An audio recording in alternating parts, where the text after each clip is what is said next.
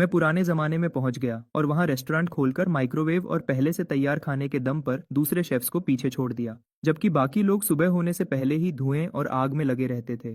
मेरे यहाँ की खास डिश सिर्फ 3 मिनट माइक्रोवेव में गर्म करते ही तैयार हो जाती है, जब दूसरे लोग अभी भी सब्जियों और मसालों के लिए परेशान हो रहे होते हैं। मेरे फ्रिज का सामान कभी खत्म ही नहीं होता। एक शेंशियन चिकन की खुशबू पूरी गली में फैल जाती है और लोग इसे लेने के लिए पागल हो जाते हैं। दुकान हमेशा भरी रहती है। मार्शल आर्ट्स अलायंस का लीडर रोज यहाँ आता है और दुकान से निकलने का नाम नहीं लेता, यहाँ तक कि प्रिंसेस खुद आकर मुझे बहुत सारे पैसे देकर ब्रांच खोलने की जिद करती है, जब तक कि एक दिन मेरा माइक्रोवेव खराब हो गया और काम करना बंद कर दिया। और इस वक्त मैं अपने मॉडर्न फूड डिलीवरी शॉप के बंद होने से परेशान था, तभी दरवाजे पर एक जोर की आवाज़ आई। दुकान के मालिक, कोई है क्या? जल्दी कुछ खाने को लाओ, बहुत भूख लगी है। लूमिंग नीचे झुककर सोच रहा था कि ये भारी आवाज़ किसकी है। इसने दुकान की खामोशी को तोड़ दिया। आया आया, बस 1 मिनट। आप क्या खाना चाहेंगे? हमारी दुकान का वादा है कि 15 मिनट में खाना मिल जाएगा, देर होने पर खाना मुफ्त। लूमिंग ने बिना सोचे समझे जवाब दिया और अपना फोन रख दिया। लेकिन जैसे ही उसने ऊपर देखा, वह दंग रह गया। उसका मॉडर्न स्टाइल का छोटा सा शॉप काउंटर, अरे न जाने कब बदल गया एक पुराने जमाने के रेस्टोरेंट में, जहां इंक पेंटिंग वाले स्क्रीन्स लगे थे।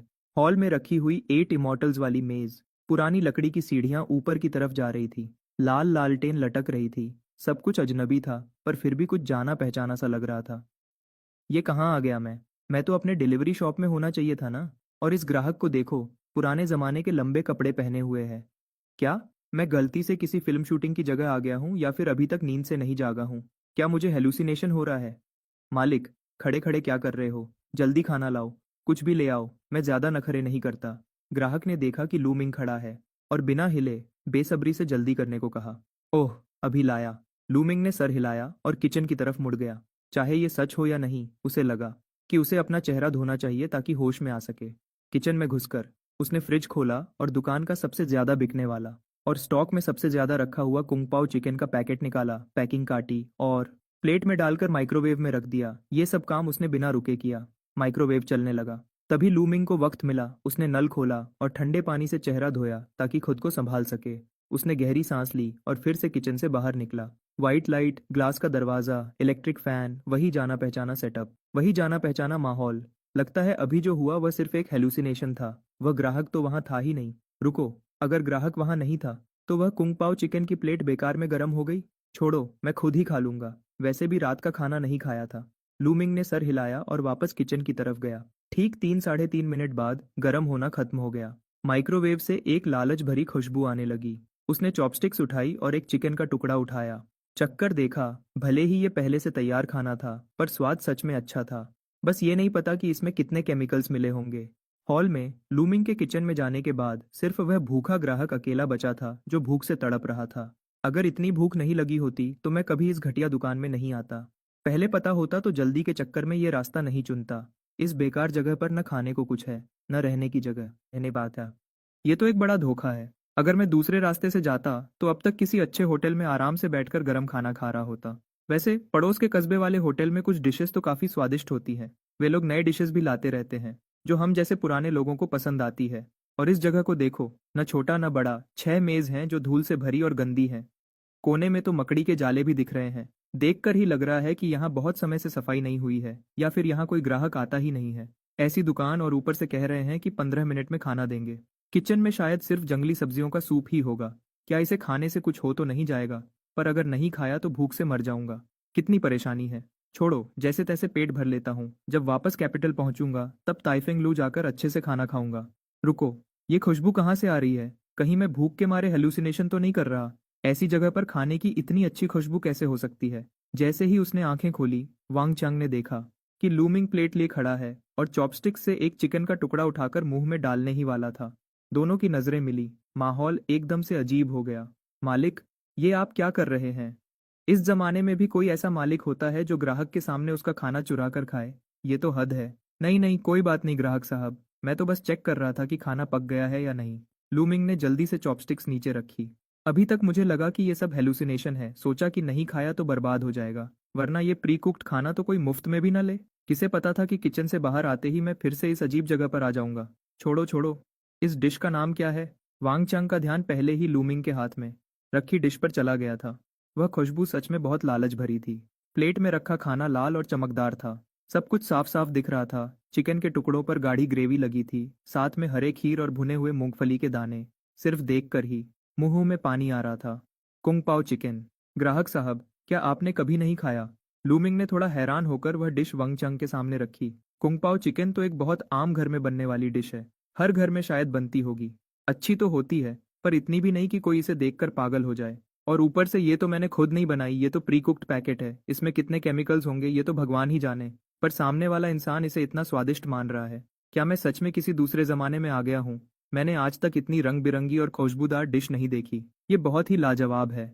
वांग चंग ने बिना देरी किए एक चिकन का टुकड़ा उठाया। जैसे ही मुंह में डाला, उसकी आंखें बड़ी हो गईं। ऐसा लगा जैसे कोई जिंदा मुर्गी उसकी जीभ पर उछल रही हो। मुलायम चिकन मुंह में घुल गया। मुंह में चिकन का असली स्वाद भर गया। ये तो बहुत ही बढ़िया था। चिकन के अलावा वह हरा खीर बहुत ही क्रंची था, जिसने डिश को स्वादिष्ट और हल्का बना दिया। बाकी जो चीजें थीं, वह भी अच्छे से भुनी हुई थी, बहुत ही क्रिस्पी और स्वादिष्ट। अगर इस वक्त एक बॉटल अच्छी शराब मिल जाए, तो ये तो जन्नत जैसा हो जाएगा। पर एक छोटे से शॉप में अगर एक डिश इतनी अच्छी मिल जाए तो वही बहुत है, और ज्यादा की उम्मीद क्या करें। वैसे भी इस दुकान में शराब नहीं मिलती। आखिर ये एक डिलीवरी शॉप है, कौन सी डिलीवरी शॉप शराब बेचती है? ग्राहक साहब, आपको पसंद आया, ये अच्छा लगा। वांग चांग को इतने मजे से खाते देख लूमिंग को थोड़ी शर्म आने लगी। 5 रुपए का एक पैकेट वाला प्री कुक्ड खाना, ये तारीफ के लायक तो बिल्कुल नहीं है। वह खुशबू तो शायद किसी इंडस्ट्रियल फ्लेवर की वजह से होगी, और चिकन का मुलायम होना न जाने कौन सी टेक्नोलॉजी का कमाल है। सबसे डर की बात तो ये है कि इस पैकेट की एक्सपायरी डेट 2 साल की है। अब तो 1.5 साल बीत चुके हैं। सोचो, 2 साल तक बचाने के लिए कितने प्रिजर्वेटिव्स डाले होंगे। बेशक दाम भी वैसा ही है, 5 रुपए का एक पैकेट जिसमें सब कुछ है। जब तक किसी की तबीयत खराब न हो तब तक ये तारीफ के लायक है। बहुत स्वादिष्ट, बहुत ही ज्यादा स्वादिष्ट। मैंने आज तक इतना स्वादिष्ट खाना कभी नहीं खाया। एक और प्लेट लाओ। नहीं, मुझे 10 और प्लेट्स दो। वांग चांग ने तेजी से प्लेट चाट कर साफ कर दी और बड़े हौसले से कहा, इस डिश का स्वाद सच में बहुत अच्छा है, बस इसकी क्वांटिटी थोड़ी कम है। जहाँ तक दाम की बात है, मुझे उससे कोई फर्क नहीं पड़ता। ठीक है, आप थोड़ा इंतजार कीजिए। किचन में वापस लौटकर फ्रिज खोला, पैकिंग हटाई और प्लेट में सजाया। माइक्रोवेव में रखा और 30 सेकंड में डिफ्रॉस्ट किया। 3 मिनट तक गर्म किया। ये पूरा प्रोसेस इतना अनुभवपूर्ण था कि देखने वाला हैरान रह जाए। 10 माइक्रोवेव एक साथ चलने लगे, और इस बीच के समय में लूमिंग को आखिरकार सोचने का वक्त मिला कि आने और जाने के बाद जो अजीब सा अंतर था वो क्या था। समस्या शायद इस बात में थी कि मैं कौन सा दरवाजा इस्तेमाल कर रहा हूँ। क्योंकि किचन का एरिया बड़ा है, पिछले हिस्से में 2 दरवाजे हैं। एक सीधा दुकान के फ्रंट हॉल में खुलता है, जहां से बाहर निकलने पर आम डिलीवरी शॉप दिखती है, और दूसरा वो एक मोड़ लेकर सीढ़ियों के नीचे से निकलता है, जिसे मैंने खुद ऊपर आराम करने के लिए बनाया था। कौन सोच सकता था कि अब ऐसी अनोखी घटना होगी। इस दरवाजे से बाहर निकलकर मैं सच में प्राचीन काल में पहुंच गया। लूमिंग ने फिर से सर बाहर निकालकर कुछ बार कोशिश की, और सच में जो दरवाजा सीधा फ्रंट हॉल में जाता है, वहां बाहर अब भी वही मॉडर्न दुकान है। और जो दरवाजा सीढ़ियों के नीचे से निकलता है, वहां से वापस उस अनजान प्राचीन समय में पहुंच जाता हूँ। मैं सच में ट्रैवल कर सकता हूँ। माइक्रोवेव के खत्म होने की आवाज आई, जिसने लूमिंग को उस ख्यालों की दुनिया से वापस हकीकत में खींच लिया। उसने अपने कपड़े ठीक किए और 10 प्लेट्स कुंग पाओ चिकन माइक्रोवेव से बाहर निकाली। चाहे कुछ भी हो, पहले इस ग्राहक की सेवा करनी होगी, बाकी बातें दुकान बंद करने के बाद आराम से सोचेंगे। ट्रे लेकर किचन से बाहर निकला। लूमिंग ने फिर से वांग चांग को देखा, जो प्लेट चाट रहा था। छोड़ो, शुक्रिया। ग्राहक, इसकी कोई जरूरत नहीं है। लूमिंग ने चेहरे पर मुस्कुराहट बनाए रखी, लेकिन मन ही मन सोचने लगा, ये आदमी दिखने में तो काफी सभ्य लगता है, फिर ये भूखा क्यों लग रहा है, जैसे कई जन्मों से खाना न खाया हो। उस प्लेट को तो न जाने कितनी बार चाट चुका है। हम्फ, दुकानदार, तुम्हारा खाना परोसने का तरीका सच में बहुत तेज है। वांग चांग को भी थोड़ी शर्मिंदगी हुई। मैं आमतौर पर ऐसा नहीं हूँ। यहाँ तक कि राजधानी के टाइफेंग लू में खाना खाते वक्त भी मैं ज्यादा से ज्यादा प्लेट साफ करता हूँ। प्लेट चाटना तो दूर की बात है, आखिर मैं भी एक इज्जतदार आदमी हूँ। प्लेट चाटने जैसा काम आम हालातों में मैं कभी नहीं कर सकता, लेकिन क्या करूँ। इस छोटी सी दुकान का खाना इतना खुशबूदार और स्वादिष्ट है, खास तौर पर वो सॉस, जितना चखो उतनी लत लगती है। पता ही नहीं चला। और कोई बात नहीं, कोई बात नहीं। हमारी दुकान की खासियत ही यही है कि खाना जल्दी मिलता है। ग्राहक, ये रही आपकी 10 प्लेट्स कुंग पाओ चिकन। क्या कुछ और चाहिए? लूमिंग ने अपने चेहरे के भावों को संभाला। मैं ट्रेंड हूँ। कितनी भी हंसी की बात हो, मैं हंसी रोक सकता हूँ। इस तरह के नज़ारे को मैं संभाल सकता हूँ। बेशक अगर वांग चांग ने चाटना जारी रखा तो फिर कह नहीं सकता, नहीं चाहिए। रुको, क्या तुम्हारे पास चावल है? वांग चांग ने हाथ हिलाया। इस तरह की छोटी सी गांव की दुकान में एक सिग्नेचर डिश मिल जाए वही बहुत है। खास तौर पर इस स्पीड को देखकर अंदाजा है कि कुंग पाओ चिकन ही इनकी बेस्ट डिश होगी। बाकी डिशेस तो मैं देखना भी नहीं चाहता, लेकिन सोचा कि उस सॉस के साथ चावल मिलाकर खाना बहुत अच्छा रहेगा। हाँ ग्राहक, बिल्कुल है। लूमिंग ने जल्दी से सर हिलाया। सफेद चावल शायद मेरी दुकान की इकलौती ऐसी चीज है जो पहले से बनी हुई नहीं है। आखिरकार चावल महंगे नहीं होते और बनाना भी आसान है, इसलिए पहले से बने चावल की जरूरत नहीं है। और ये चावल तो मैंने एक बड़े शेफ से सीखे हैं। गर्म पानी में लकड़ी के बर्तन में चावल भिगोना, 2 बूंद तिल का तेल डालना और ऊपर से 1-2 टुकड़े खास तौर पर बनी हुई सॉसेज रखना। वो पैकिंग वाली सॉसेज नहीं, बल्कि घर पर बनी हुई। सबसे अच्छा सुअर का मांस चुनकर उसे काट कर और केसिंग में भरकर सूरज की रोशनी में पूरे 81 दिन तक सुखाई गई टॉप क्लास सॉसेज। इस सॉसेज के साथ बनाए गए चावल में हल्की सी मिठास और मांस की खुशबू होती है। क्या बताऊं कितने स्वादिष्ट होते हैं। बेशक चावल भी खस चुने गए हैं, वही आम लेकिन खस वुचंग चावल। पकने के बाद चावल चमकदार, भरे हुए, खुशबूदार, नरम और स्वादिष्ट होते हैं। मिठास भी सही होती है और हर दाना अलग अलग होता है। इसे चावल में सबसे बेहतरीन माना जा सकता है। सबसे जरूरी ये है कि इसका वैल्यू फॉर मनी बहुत अच्छा है। टॉप क्लास चावल से तो नहीं तुलना कर सकते, लेकिन ये सस्ता और स्वादिष्ट है। सबसे जरूरी है चावल बनाने का बर्तन, जो कि एक private custom made high and लकड़ी का बर्तन है। इस लकड़ी के बर्तन में बने चावल अपने आप में एक अनोखी खुशबू रखते हैं। तीनों का मिलन स्वाद को लाजवाब बना देता है। यही वजह है कि वही प्री कुक्ड खाना बेचने के बावजूद मेरी दुकान की डिलीवरी दिन में हजारों बार बिकती है। कुछ ग्राहक तो सिर्फ इस चावल के लिए आते हैं, और कुछ लोग, हालांकि उन्हें एहसास नहीं कि ये चावल का कमाल है, और कुछ लोग तो बिना प्री कुक्ड खाना और स्वादिष्ट हो गया और वो मेरे रेगुलर ग्राहक बन गए। इस वक्त वैसे भी कोई ग्राहक नहीं है, तो मैंने दिन भर गर्म किए हुए चावल निकाल लिए, उसे एक बड़े बर्तन में भर कर दिया। ग्राहक, आपके चावल आ गए। लूमिंग ने चावल का बर्तन पास की मेज पर रख दिया। वांग चांग की मेज पर पहले ही 10 प्लेट्स कुंग पाओ चिकन रखी थी। मेज छोटी थी, जगह नहीं बची थी। मजे से खाना खा रहे वांग चांग ने एक नजर डाली। उस एक नजर ने उसे लगभग दम घुटने पर मजबूर कर दिया। चावल, सफेद चावल, पूरा एक बड़ा बर्तन भर के सफेद चावल। एक बड़ा बर्तन सफेद चावल सामने देखकर मेरा गला रुक गया। मुंह में खाना अटकते अटकते बचा। ग्राहक, क्या हुआ? क्या चावल ज्यादा हैं? कोई बात नहीं, आप चम्मच से कटोरी में निकालकर खा सकते हैं। जितना मन करे उतना खाइए। लूमिंग ने सोचा कि शायद उसे चावल ज्यादा लग रहे हैं। सोचा जाए तो 10 प्लेट्स कुंग पाओ चिकन, भले ही हर प्लेट की क्वांटिटी कम हो, मिलाकर तो काफी हो जाती है। और ऊपर से इतना बड़ा बर्तन चावल, सच में पेट भर जाएगा। छोड़ो बचे हुए चावल, कल एग फ्राइड राइस बनाने के काम आएंगे।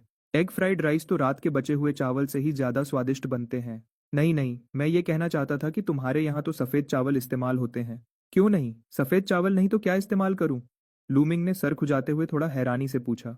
क्या तुम्हारा ये कस्बा इतना अमीर है? अगर तुम रेस्टोरेंट चला रहे हो तो मुख्य ग्राहक तो आसपास के आम लोग ही होंगे। इस दौर में सफेद चावल आम लोगों के लिए खाना आसान नहीं है। ज्यादातर लोग तो मोटे चावल ही खाते हैं। भूसा और सब्जी खाना कहना शायद थोड़ा बढ़ चढ़कर होगा, लेकिन हर वक्त सफेद चावल खाना तो बिल्कुल नामुमकिन है। जो रोज सफेद चावल खा सके वो तो बड़े घराने के लोग होते हैं। यहाँ तक कि एक आम 7वें दर्जे का अधिकारी भी, अगर वो भ्रष्ट नहीं है, तो उसे भी मोटे अनाज के साथ मिलाकर खाना पड़ता है। हर वक्त सफेद चावल कहाँ मिलते हैं? इतना बड़ा बर्तन सफेद चावल सस्ता तो नहीं होगा। एक पल के लिए मुझे अपनी जेब की चिंता होने लगी। ये स्थिति अचानक नहीं आई, बल्कि कुछ लोगों की मेहनत का नतीजा है। वैसे इस खाने के कितने पैसे हुए? लूमिंग की सहज बात से एक बार फिर हैरान हो गया। वांग चांग थोड़ा बेचैन हो गया। मैं हिसाब लगाता हूँ। कुंग पाओ chicken her plate 10 when. 10 plates 100 when. ये बर्तन चावल 5 वेन का समझ लो। कुल 105 वेन। लूमिंग ने मन में दुकान की कीमत का हिसाब लगाया। डिलीवरी से तो सस्ता ही है। आमतौर पर डिलीवरी 12 वेन की होती है, यहाँ खाने पर 10 वेन। बीच का खर्चा बच गया तो कम कीमत पर भी ज्यादा मुनाफा हुआ। 105 वेन, इतना सस्ता?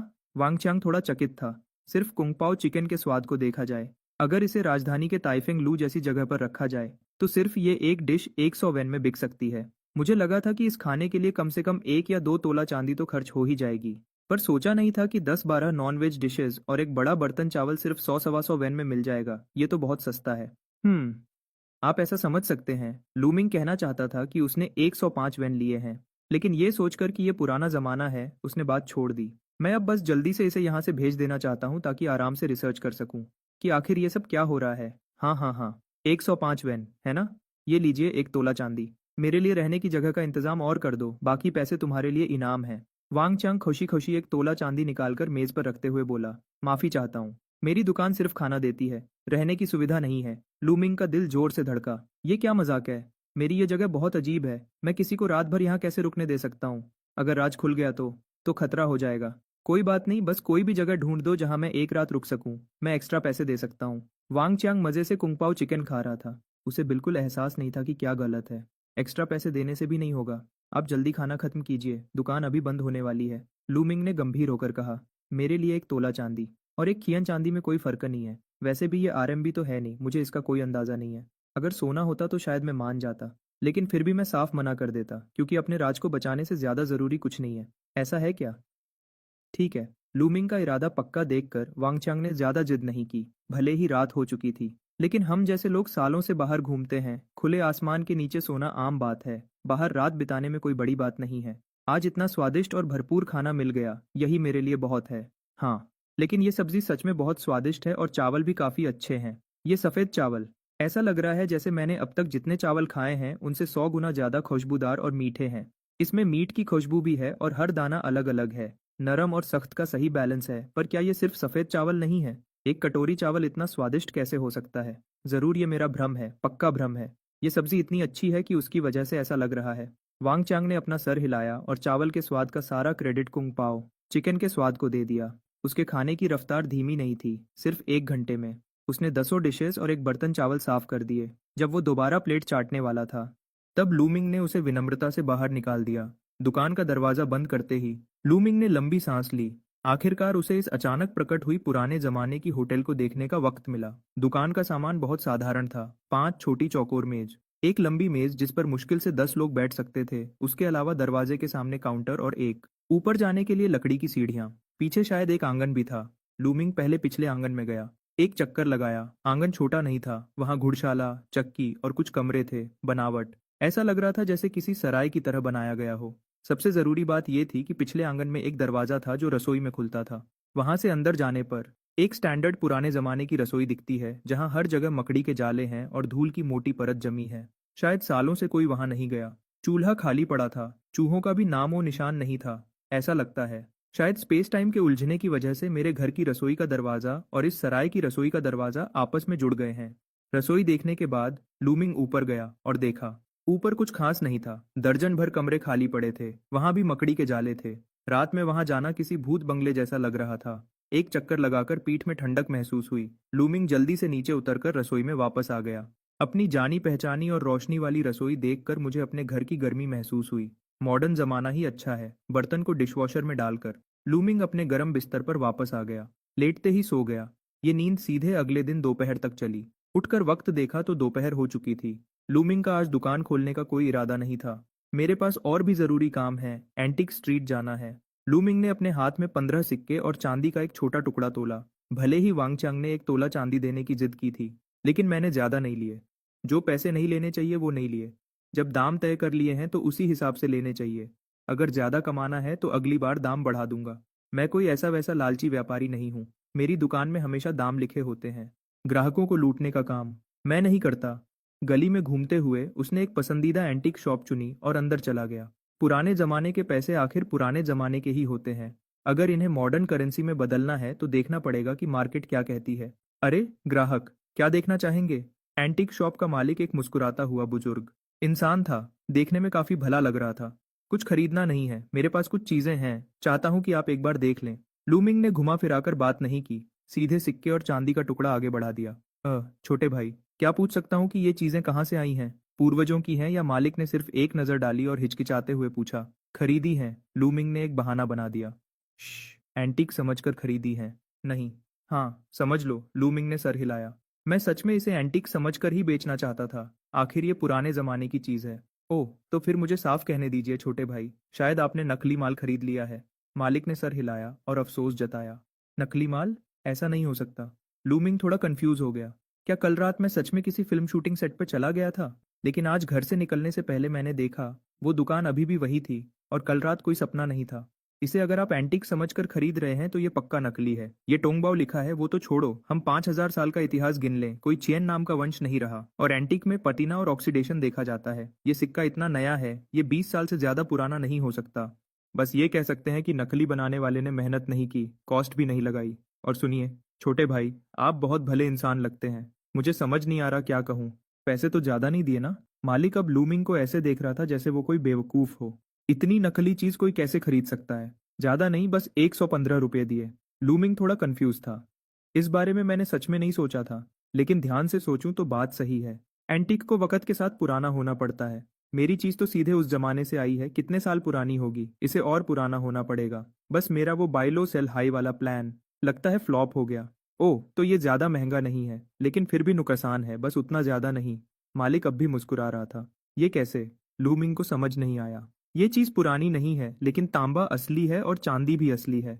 अभी तांबे का भाव लगभग 85 रुपये प्रति किलो है और चांदी का भाव 10,000 के ऊपर है। आपके ये सिक्के और चांदी की प्यूरिटी कम है, फिर भी 50-60 रुपए मिल जाएंगे। मतलब आधा नुकसान है। आप किसी गोल्ड सिल्वर शॉप पर जाएंगे तो बिक जाएगा, लेकिन अगर एंटीक समझकर बेचोगे तो पैसे पानी में जाएंगे। मालिक ने भलाई के लिए सलाह दी। ठीक है, ठीक है। शुक्रिया मालिक, बताने के लिए। लूमिंग ने शुक्रिया अदा किया। 50-60 में बिक जाएगा, नुकसान ज्यादा नहीं है। मेरे उन प्री कुक्ड मील्स की कॉस्ट भी इतनी ही है, लेकिन मसला ये है कि मुनाफा भी नहीं हुआ एंटीक शॉप से निकलकर। लूमिंग ने और भी शॉप्स पर पूछा, सबका जवाब वही था। इससे वो थोड़ा निराश हो गया। सोचा था इससे कुछ ज्यादा कमा लूंगा, अब लगता है ये ख्याल छोड़ना पड़ेगा। पैसे कमाने हैं तो खाने के दाम बढ़ाने होंगे, पर उससे भी ज्यादा मुनाफा नहीं होगा। हाँ, सच में अजीब है, पैसे कमाना इतना मुश्किल क्यों है? मैं पुराने जमाने में ट्रैवल कर सकता हूँ, मतलब मेरे पास गोल्डन फिंगर है, फिर भी पैसे कमाने में इतनी मेहनत, ये तो रोने और हंसने वाली बात है। दुकान वापस पहुंचते पहुंचते दोपहर के 3-4 बज गए थे। आज का डिलीवरी ऑर्डर लेने का इरादा नहीं था, लेकिन दूसरी तरफ की स्थिति मैं समझना चाहता हूँ। भले ही पैसे न मिले, वहां का मामला तो संभालना ही पड़ेगा, वरना अगर कोई वहां से अंदर आ गया तो दुनिया में रायता फैल जाएगा। क्यों ना इस दरवाजे को बंद कर दिया जाए? लूमिंग ने पिछली रसोई के उस दरवाजे को घूर कर देखा। उसके अंदर थोड़ी कोशिश करने की चाहत थी। शुक्र है कि ली जी ने बाजी मार ली। पहले ये साफ कर लेना चाहिए कि वो जगह आखिर है कहाँ। सराय अभी भी कल रात जैसा पुराना ही था। लूमिंग दरवाजे तक गया। उसने दरवाजा धकेला। धोंक की हल्की आवाज के साथ एक छोटा सा साया जल्दी से जमीन से उठा। माफ कीजिए दुकानदार साहब, मेरा इरादा ऐसा नहीं था। आह, तुम कौन हो? सामने 13-14 साल का एक लड़का था, दुबला पतला। लूमिंग उसे नहीं पहचानता था। मैं बगल के गांव से हूँ, आप मुझे लिन हाओ कह सकते हैं। वांग गोंगजी ने मुझे एक चांदी का सिक्का दिया और कहा कि यहाँ रुककर आपके दरवाजा खोलने का इंतजार करूं, और फिर आपसे ये कहने को कहा। इतनी देर तक दरवाजा नहीं खोला, तभी तो दुकान में ग्राहक नहीं है। माफ कीजिए, माफ कीजिए। वांग गोंगजी ने ही मुझे ऐसा कहने के लिए मजबूर किया था। कोई बात नहीं, विस्तार में बताओ क्या हुआ। लूमिंग का चेहरा शांत था। ये गुस्सा होने वाली कोई बात नहीं थी। दुकान देर से खुली, ये सच था, और खुद को गाली दिलवाने के लिए किसी को हायर करना। साफ था कि वो इस दुकान से हद से ज्यादा संतुष्ट था।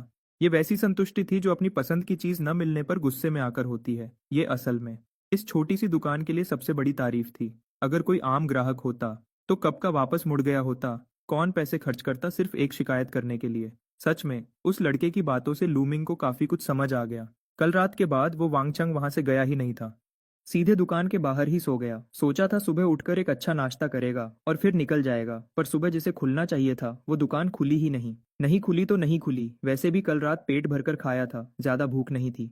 सुबह नहीं खुली तो दोपहर में तो खुलनी चाहिए थी। वांग चंग बस इंतजार करता रहा, बस ये सोचकर कि अच्छे से खाना खाकर निकलेगा, पर नतीजा न सिर्फ सुबह दरवाजा नहीं खुला, दोपहर को भी नहीं खुला। देखते ही देखते अगर अब नहीं गया तो आज वापस नहीं पहुंच पाएगा। वांग चांग को हार माननी पड़ी। तभी लिन हाओ जड़ी बूटियां बेचने बाजार आया था। वहां से गुजरा तो उसने उसे मदद के लिए रोक लिया। उसे एक चांदी का सिक्का दिया। उसके पास जो सूखा खाना था वो ले लिया। साथ ही उसे वहां इंतजार करने को कहा। बस तब से इंतजार कर रहा है, अभी तक। बेशक इन जानकारियों के अलावा लूमिंग ने लिन हाओ से इस दुनिया के बारे में भी काफी कुछ पता किया। जिस वंश में वो हैं वो डाचेन वंश है। दाचेन वंश में सालों से लड़ाई चल रही थी। जनता की जिंदगी मुश्किल थी। 20 साल पहले तक जब लड़ाई खत्म नहीं हो रही थी तब मुश्किल से युद्ध रुका, लेकिन अनाज की कमी, कपड़ों की कमी और यहाँ तक कि जनसंख्या भी बहुत कम हो गई थी। हालांकि इन सालों में थोड़ी राहत मिली और हालात सुधरे, लेकिन इस जगह पर इंसानी मुसीबतों के अलावा कुदरती आफतें भी कम नहीं थीं। कभी सूखा तो कभी बाढ़। पिछले कुछ सालों में तो फसल बिल्कुल नहीं हुई। बुरा शब्द भी इस हालात को बयान करने के लिए काफी नहीं है। आजकल आम जनता दिन में बस 2 कटोरी जंगली सब्जियों का घोल पीती है। चावल तो बड़े घरों के लोग ही खा सकते हैं, यहाँ तक कि आम जमींदार भी मोटा अनाज और सादा चावल खाकर पेट भरते हैं। सफेद चावल तो त्योहार पर मिलने वाली नायाब चीज है। बेशक इस दुनिया में गरीब हैं तो अमीर भी हैं। हर कोई भूखा नहीं है, वरना होटल का कोई वजूद ही नहीं होता। वांग चंग जैसे अमीर लड़के साफ तौर पर ऐसे लोग हैं जिन्हें पैसों की कमी नहीं है। बस मैं जिस कस्बे में हूँ वो कोई खास जगह नहीं है। इस जगह का नाम केहुओ कस्बा है। ये पहले राजधानी जाने का मुख्य रास्ता था, जल मार्ग का संगम था, व्यापारियों के आने जाने का बड़ा केंद्र था। अफसोस की बात है कि 20 साल पहले लड़ाई की वजह से जिला कचहरी बगल के कस्बे में शिफ्ट हो गई। वहां 20 सालों में अर्थव्यवस्था और नाम बन गया। ऊपर से कचहरी होने की वजह से सारे लोग वहां चले गए। नतीजा ये हुआ कि केहुओ कस्बे में अब कुछ पुराने रहने वालों और राहगीरों के अलावा करीब करीब कोई नहीं बचा। जब लोग कम हो गए तो बाकी चीजें भी विकसित नहीं हो पाईं। मेरी ये दुकान पहले ऐसे ही बंद हो गई थी। ये जगह पहले एक व्यस्त व्यापारी गली हुआ करती थी। अब सब खत्म हो गया है। अगर मैं दरवाजा न खोलता तो ये एक सुनसान गली होती। मालिक, मेरा इरादा गलत नहीं था। हाँ, वांग गोंगजी ने मुझे होटल साफ करने में भी मदद करने को कहा था, ताकि अगली बार जब वो आए तो सब गंदा न हो। लिन हाव ने ये कहा और उठकर कपड़ा ढूंढने लगा, पर उसका पेट गुर करके बजने लगा। तुमने खाना नहीं खाया?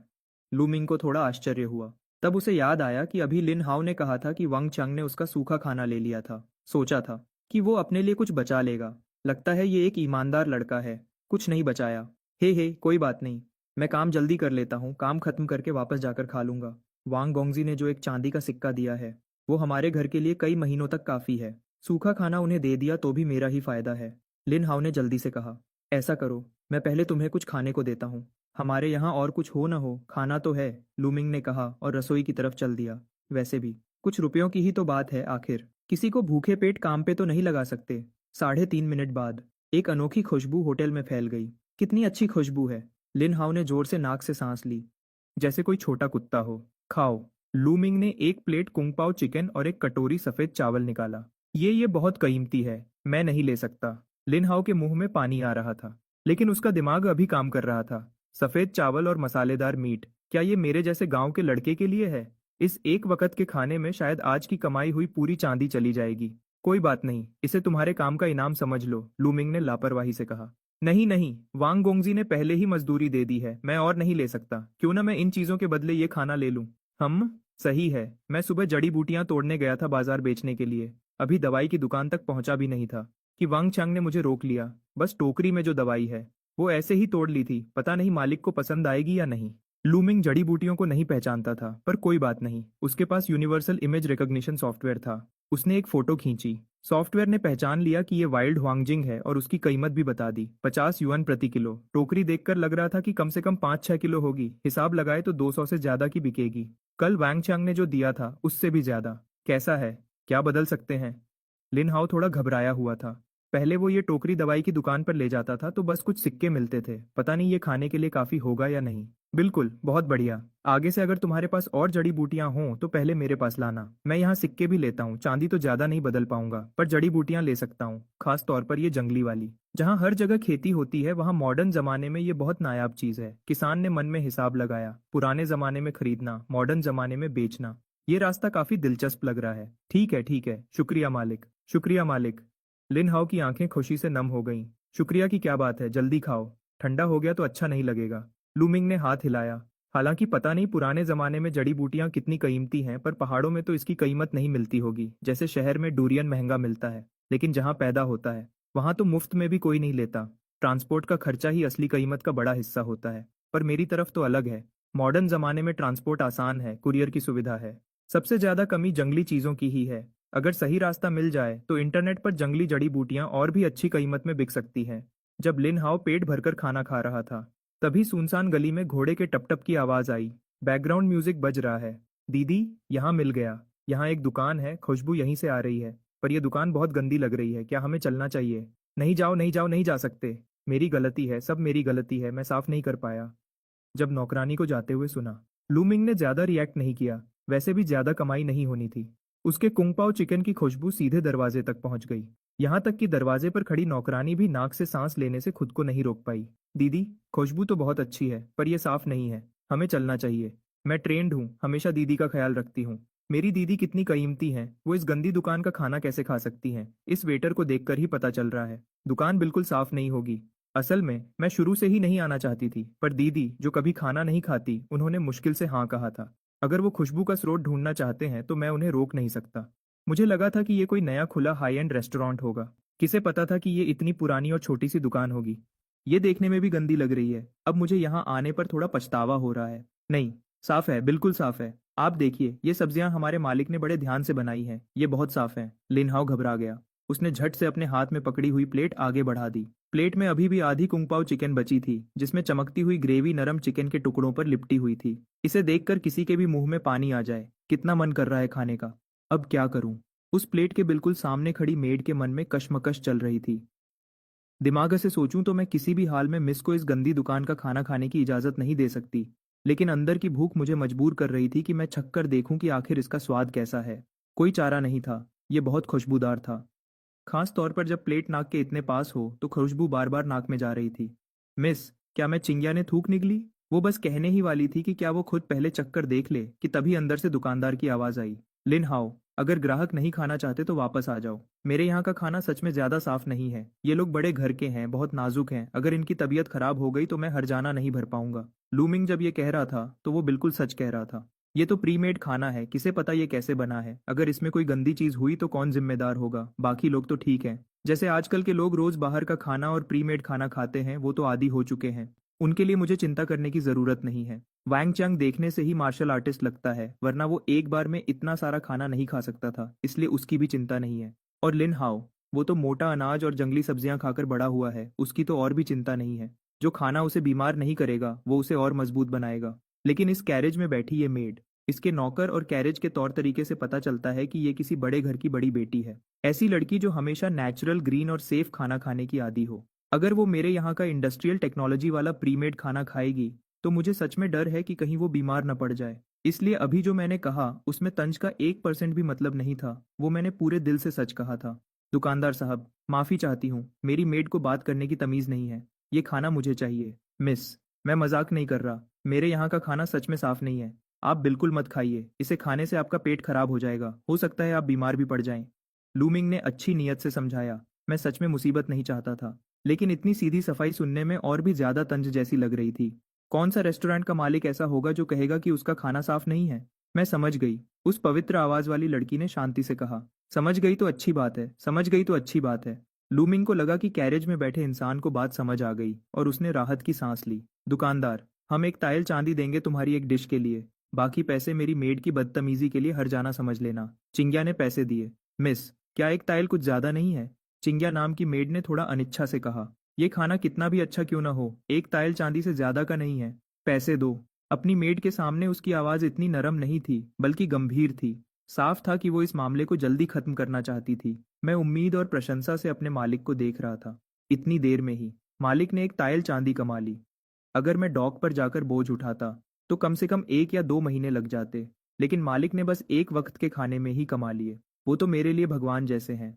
नहीं नहीं, मेरा वो मतलब नहीं था। मेरे यहाँ का खाना सच में असुरक्षित है, मैं इसे बेच नहीं सकता। अगर आपका पेट खराब हो गया तो कौन जिम्मेदार होगा? लूमिंग को अचानक मिले पैसे से कोई खुशी नहीं हुई, उसे मुसीबत का डर था।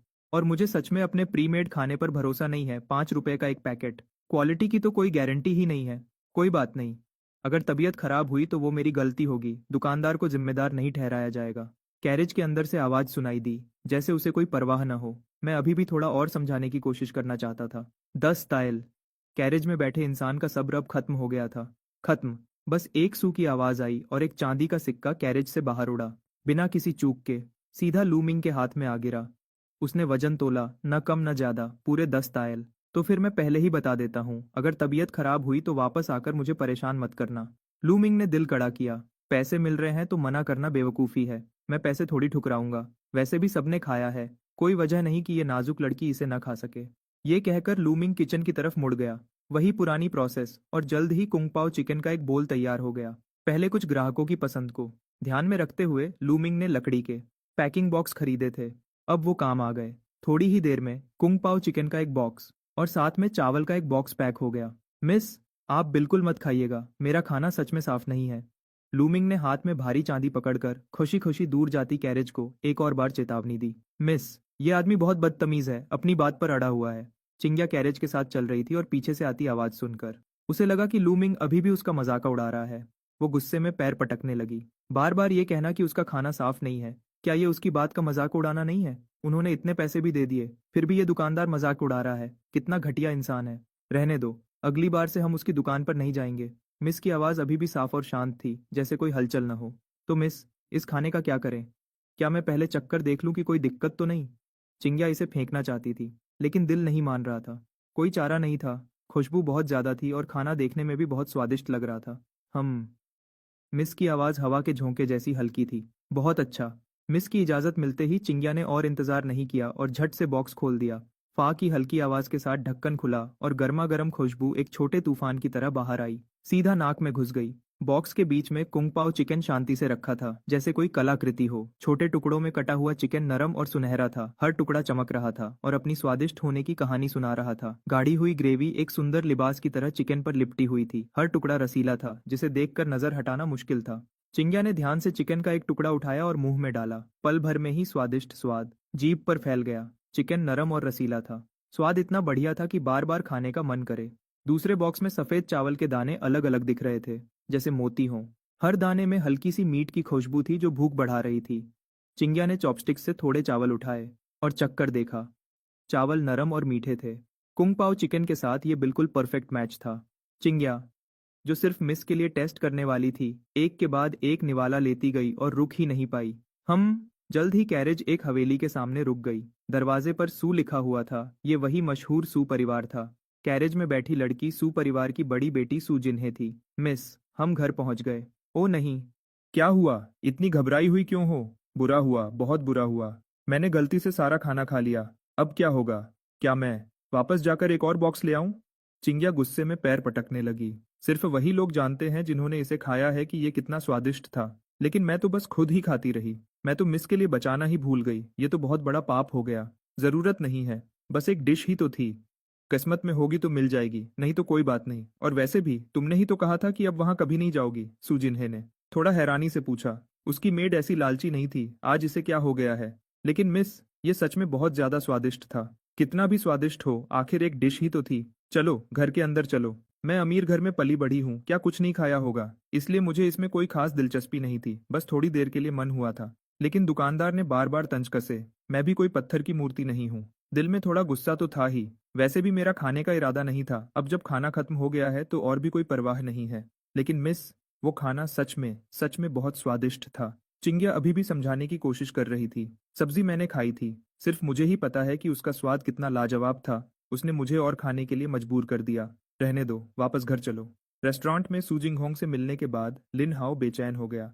उसने सफाई शुरू कर दी। उसने पानी भरा। कपड़ा उठाकर हर कोने को जोर जोर से रगड़कर साफ करने लगा। हर जगह को कम से कम 4 बार साफ किया। फर्श को भी नहीं छोड़ा। ऐसा लग रहा था जैसे वह फर्श को शीशे की तरह चमकाना चाहता हो। दरवाजे पर लगे साइनबोर्ड को भी इतना चमकाया कि वह चमकने लगा। दूर से देखने पर ही वह बहुत साफ और बढ़िया लग रहा था। बेशक, इतनी मेहनत से काम करने का नतीजा सामने आ गया। रात हो चुकी थी। पहली मंजिल मुश्किल से साफ हो पाई थी, दूसरी मंजिल को तो छुआ तक नहीं गया था। बस करो, अब और मत रगड़ो। लूमिंग ने समय देखा। रात के 8 बज चुके थे। उसने जल्दी से लिनहाओ को रोका, जो अभी भी झुककर सफाई कर रहा था। नहीं मालिक, मैंने वांग गोंगजी से पैसे लिए हैं। जो वादा किया है वह पूरा करना ही होगा। लिनहाओ के हाथ नहीं रुके। एक तो मैंने पैसे लिए हैं तो काम करना ही पड़ेगा, और दूसरा, मालिक ने मेरे साथ बहुत अच्छा बर्ताव किया है। न सिर्फ मुझे सफेद चावल खिलाए, बल्कि मुझे टॉप क्लास का स्वाद भी चखने को मिला। शायद भगवान भी ऐसा ही खाना खाते होंगे। मैं एक गरीब घर का लड़का हूँ। मेहनत करने के अलावा मेरे पास देने को कुछ नहीं है, इसलिए मैं और ज्यादा मेहनत करूंगा। मैंने सोच लिया है, सिर्फ आज ही नहीं बल्कि हर कुछ समय बाद मैं यहाँ आकर मालिक की मदद करूंगा, वरना मालिक की अच्छाई का एहसान कैसे चुकाऊंगा। मैंने ये नहीं कहा कि तुम काम मत करो, लेकिन आज हमें दुकान बंद करनी होगी। तुम कल वापस आ सकते हो। बेशक, हम सुबह दुकान नहीं खोलेंगे। तुम पहले पहाड़ पर जाकर कुछ जड़ी बूटियां ला सकते हो और दोपहर में यहाँ आकर काम जारी रख सकते हो। लूमिंग अपने मन में हिसाब लगा रहा था कि आज अच्छी कमाई हुई है, अब बस आराम करना चाहता हूँ। बैकग्राउंड म्यूजिक बज रहा है। 10 ताइल चांदी। पुराने जमाने के सोने और चांदी के एक्सचेंज रेट के हिसाब से यह 1 ताइल सोने के बराबर है। सोने की कीमत चांदी से कहीं ज्यादा महंगी होती है। मैंने अभी चेक किया, अभी सोने की कीमत 9 लाख प्रति किलो से ज्यादा है। 1 ताइल सोना मतलब 40-50 हजार रुपए। एक दिन में 40 हजार से ज्यादा की कमाई, ये तो बहुत ही शानदार है। अमीर लोगों के माफी मांगने का यह तरीका सच में इतना साधारण है कि गुस्सा भी नहीं आता। मैंने भी समझ लिया है। पैसे को एंटीक की तरह नहीं बेच सकते, कोई बात नहीं। तांबा और चांदी की कीमत नहीं है तो भी कोई बात नहीं, बस सोना कीमती होना चाहिए। आगे कमाई हुई तो सब जमा करूंगा और अंत में उसे सोने में बदलकर बेच दूंगा।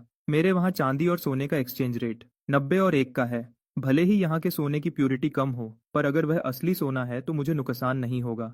बेशक, आज इतनी कमाई हुई है तो थोड़ा आलस तो बनता है। जल्दी दुकान बंद कर देता हूँ। वैसे भी रात को कोई ग्राहक नहीं आने वाला। मालिक, क्या आपको सच में जड़ी बूटियां पसंद है? बिल्कुल। क्या मैंने तुमसे नहीं कहा था? तुम मेरे लिए जड़ी बूटियां लाओगे तो मैं न सिर्फ पैसे दूंगा बल्कि खाना भी खिलाऊंगा। सच में? मालिक जो कह रहे हैं क्या वह सच है?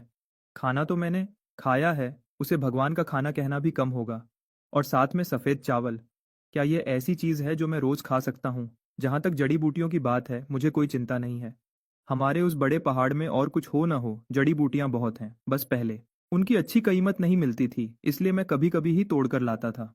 अब अगर खाना मिल रहा है तो मैं सोच रहा हूँ कि गांव वालों को भी साथ लेकर तोड़ने जाऊं। मैं सीधा साधा हूं पर बेवकूफ नहीं, वरना जड़ी बूटियां तोड़कर शहर में बेचने क्यों आता। गांव में मेरे उम्र के बहुत से लोग खाली बैठे हैं, कुछ और नहीं तो जड़ी बूटियां तो तोड़ ही सकते हैं। पहले जड़ी बूटियां अच्छी नहीं बिकती थीं, इसलिए मैं खुद तोड़ता और खुद बेचता था। लेकिन अगर मालिक को सच में चाहिए तो मुझे बीच बचाव करने में कोई ऐतराज नहीं है। थोड़ा कम कमाऊंगा तो चलेगा, बस खाना मिलना चाहिए। जहां तक मेरी बात है, मैं दुकान पर ही रुककर मालिक के लिए काम करना चाहता हूँ और थोड़े पैसे और कमा लूंगा। वह सफेद चावल और लाजवाब खाना। कहाँ और काम करके इतना अच्छा खाना मिल सकता है। बिल्कुल सच है। तुम बस लाओ, मैं सब खरीद लूंगा। लूमिंग को अपने बचपन के दोस्त की याद आई।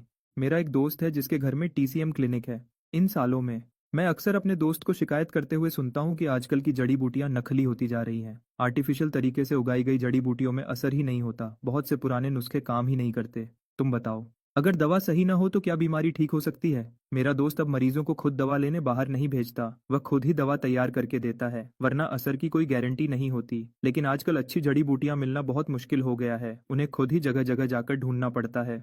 और यह भी पक्का नहीं कि मिलेंगी ही। अक्सर स्टॉक खत्म हो जाता है, मजबूरी में आर्टिफिशियल जड़ी बूटियों से काम चलाना पड़ता है। फिर डोज बढ़ानी पड़ती है, पर असर फिर भी जंगली जड़ी बूटियों जैसा नहीं होता। अगर मुझे ऐसा स्थायी खरीदने का जरिया मिल जाए तो मुझे चीजें बेचने की चिंता नहीं होगी। ठीक है मालिक, तो मैं अब चलता हूँ, कल वापस आऊंगा।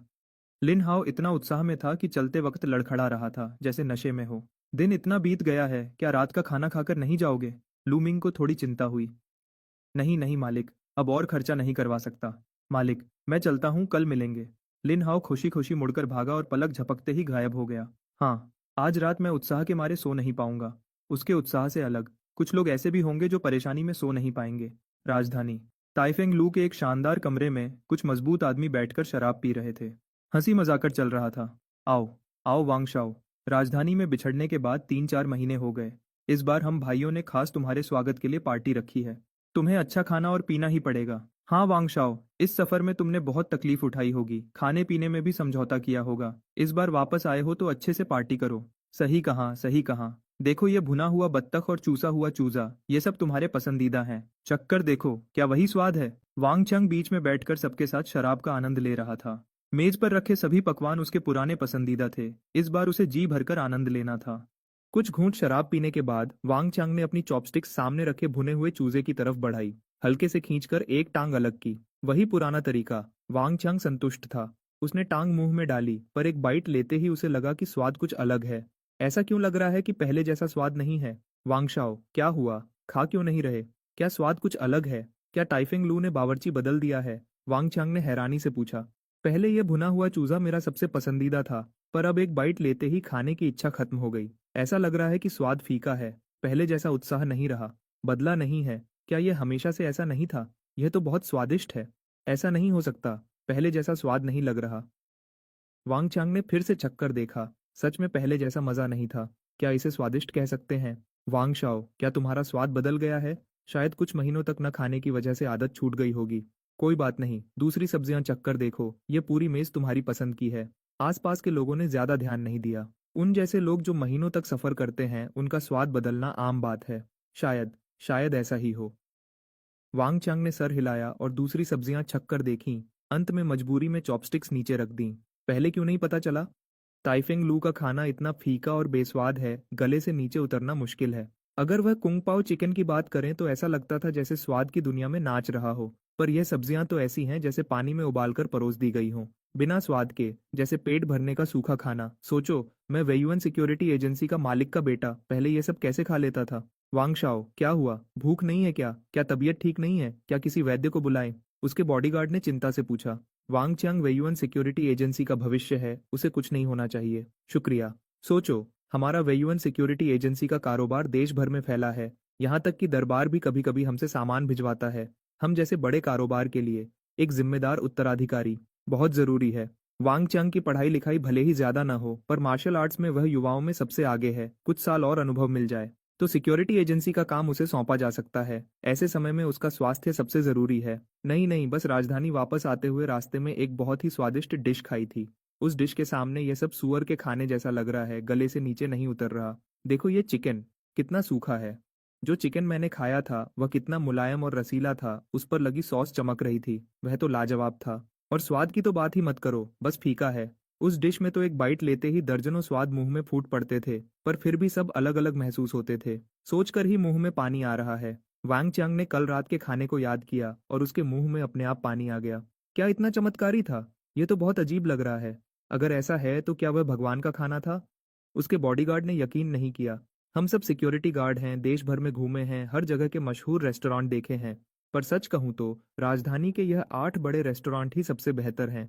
दूसरी जगह के रेस्टोरेंट शायद बराबर होंगे, पर कोई इतना अच्छा कैसे बना सकता है कि इन 8 बड़े रेस्टोरेंट को बेकार कह दे? शायद राजमहल के बावर्ची भी इतना बड़ा दावा न करें। कहावत है कि विद्या और कला का असली मोल सम्राट के यहाँ ही मिलता है। राजमहल के बावर्ची इस दौर की कुकिंग के शिखर पर हैं, सिर्फ वही जो राजमहल से निकलते हैं या जो रिटायर हो जाते हैं वही दूसरे रेस्टोरेंट में काम कर सकते हैं। राजधानी के 8 बड़े रेस्टोरेंट में हर जगह राजमहल के पुराने बावर्ची हैं, इसलिए वह दूसरी जगह से बेहतर हैं। बेशक कुछ अपवाद हो सकते हैं, हर जगह की अपनी खासियत होती है, एक दो डिश अच्छी हो सकती है, पर किसी को इतना पागल कर देना कि वह खाना पीना भूल जाए, ये थोड़ा ज्यादा है। कम से कम मुझे तो यकीन नहीं है। अरे, वह सच में भगवान का खाना था। मैंने अपनी जिंदगी में कभी इतना स्वादिष्ट और अलग अलग स्वाद वाला खाना नहीं खाया। वैंग चांग को समझ नहीं आ रहा था कि कैसे बताए। वह स्वाद उसके वर्णन करने की क्षमता से बाहर था। तो वांग शाओ ने वह कहाँ खाया? एक चतुर बॉडीगार्ड ने पूछा। मशहूर रेस्टोरेंट तो गिने चुने हैं, सब वहां गए हैं। नाम बताओ तो पता चल जाएगा। ज्यादा दूर नहीं, राजधानी से एक दिन के रास्ते पर केहुओ टाउन में है। वहां एक, कैसे कहूँ, देखने में तो पुराना लगता है वह रेस्टोरेंट। उसके अंदर जो कुंग पाओ चिकन मिलता है वह लाजवाब है। मैं कल रात वहां से गुजरा और एक बार में 11 प्लेट खा गया। अफसोस की बात यह है कि वह दुकानदार आज दोपहर तक दुकान नहीं खोली, जिस वजह से मुझे भूखे पेट वापस आना पड़ा। यह सोचकर ही वांग चांग को गुस्सा आ रहा था। ऐसा नहीं हो सकता। मैं भी केहुओ टाउन से कई बार गुजरा हूँ, वहां तो कोई रेस्टोरेंट ही नहीं है। हाँ, मैं भी केहुओ टाउन अक्सर जाता हूँ। वहां सबसे पुराना रेस्टोरेंट तो 7-8 साल पहले का था। अब तो वहां बहुत सन्नाटा है, सुना है वहां भूत भी आते हैं। रात को दरवाजा खोलना और दिन में दुकान बंद रखना। वांग शाओ, कहीं आपने भूत तो नहीं देख लिया? क्यों ना हम मंदिर जाकर माथा टेक लें और बुरी बलाओं को दूर करें। थू थू थू। इस बियावशी में बहुत यांग ऊर्जा है। मैं इतना नेक हूं कि भूत भी मुझे देखकर छिप जाते हैं। मैं भूत कैसे देख सकता हूँ? और वैसे भी अगर सच में किसी से सामना हो भी गया तो वह किसी की ऊर्जा पीने वाली सुंदर चुड़ैल होगी, कोई सब्जी बेचने वाला सब्जी भूत थोड़ी होगा। ऐसा कहते हुए वांग चंग के दिल में थोड़ी घबराहट थी। क्या पता सच में किसी भूत की दुकान से तो नहीं टकरा गया। क्यों ना किसी दिन मंदिर जाकर माथा टेक लूं, पक्का भूत का चक्कर है। मुझे यकीन नहीं होता कि कोई ऐसी सब्जी हो सकती है जिसके लिए वांग शाओ इतने पागल हो रहे हैं। सब्जी का स्वादिष्ट होना मुमकिन है, पर इतना स्वादिष्ट कि इंसान कुछ और खा ही ना सके। इसमें जरूर कोई गड़बड़ है, भूत है, पक्का भूत है, एक बियावशी ने पुख्ता तौर पर कहा। बिल्कुल, जो चीज इंसान को खाने पीने की सुध भुला दे वह अच्छी चीज कैसे हो सकती है? शाओ, आप पक्का किसी बुरी चीज के चक्कर में पड़ गए हैं, एक और बियावशी ने यकीन के साथ कहा। इतना भी बुरा नहीं होगा। वह सब्जी सच में ऐसी थी जो पहले कभी नहीं देखी और न कभी सुनी थी। मालिक भी बुरा इंसान नहीं लगता, और वहां के सफेद चावल भी बहुत खुशबूदार हैं, विला के चावलों से भी ज्यादा स्वादिष्ट। वांग चंग हैरानी से लू मिंग का बचाव करने लगा। खाना कितना भी अच्छा हो, कितना स्वादिष्ट हो सकता है, पक्का भूत ने आप पर जादू कर दिया है। वांग शाओ, मेरी दादी भूत भगाना जानती हैं। कल मैं उन्हें आपको दिखाने के लिए बुलाऊंगा, एक बियावशी ने उत्साह से सुझाव दिया। नहीं, मैंने सच में कोई भूत नहीं देखा। सच में वह दुकान बिल्कुल असली है और सब्जियां भी असली हैं। वह सच में बहुत स्वादिष्ट हैं। वांग चंग अपने फैसले पर अड़ा रहा। शाओ, ऐसा नहीं है कि हम आप पर यकीन नहीं कर रहे, पर आप जो कह रहे हैं वह बहुत अजीब है। रात को दुकान खोलना, 100 गुना ज्यादा स्वादिष्ट खाना और दिन में दुकान बंद रखना, दुनिया में ऐसी दुकान कहाँ होती है? मुझे लगता है हमें जल्दी किसी तांत्रिक को ढूंढकर भूत भगाना चाहिए। बाकी सबने भी शक जताया। हे, मेरा गुस्सा, तुम लोग मुझ पर यकीन क्यों नहीं कर रहे? वह सच में स्वर्ग जैसा स्वाद था।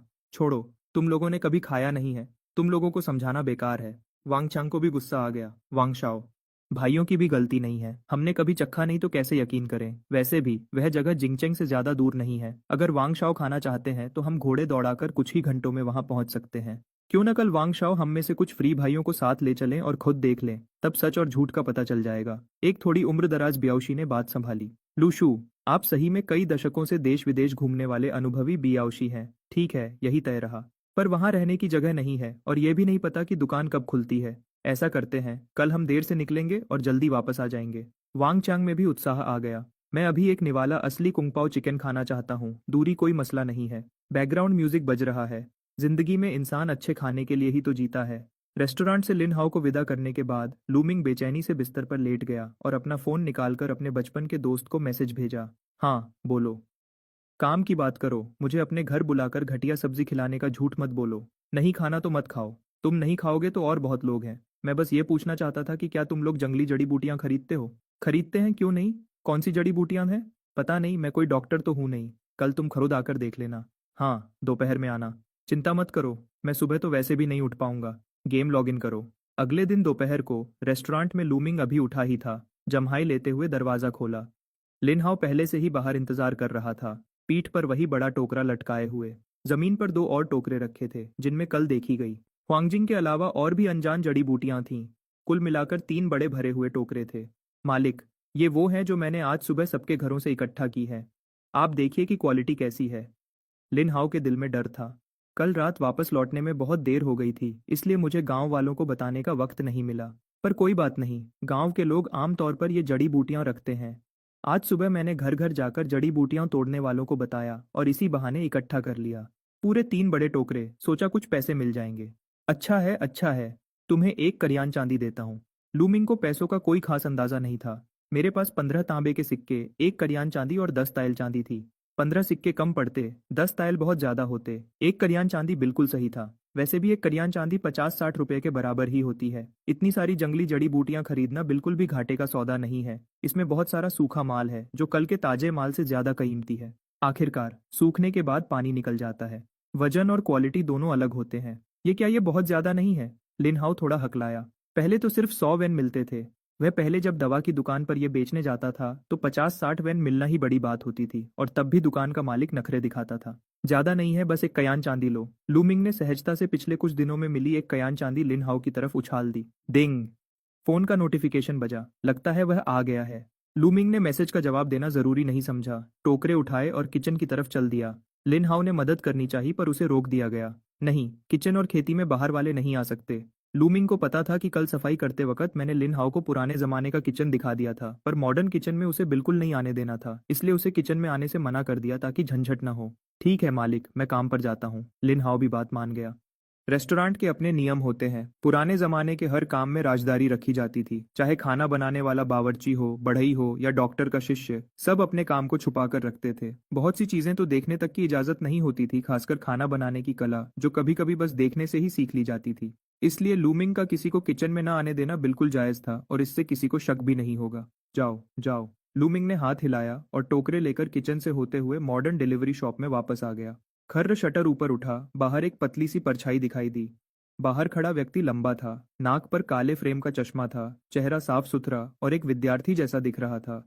यह लूमिंग का बचपन का दोस्त था जिसके घर में टीसीएम क्लिनिक थी। ली टोंगरेन। टोंगरेन। वाह भाई, इतनी सारी अच्छी चीजें। अरे, ये सब तुमने कहाँ से निकाली? हम मेरे पूर्वजों का बेंचाओ गैंगमू लिखने वाले ली शिजेन से कुछ रिश्ता था, इसलिए हम टीसीएम परिवार से हैं। सच क्या है और झूठ क्या, ये कोई नहीं जानता। वैसे भी आजकल बिना किसी नाम के कोई टीसीएम डॉक्टर के पास इलाज करवाने नहीं आता।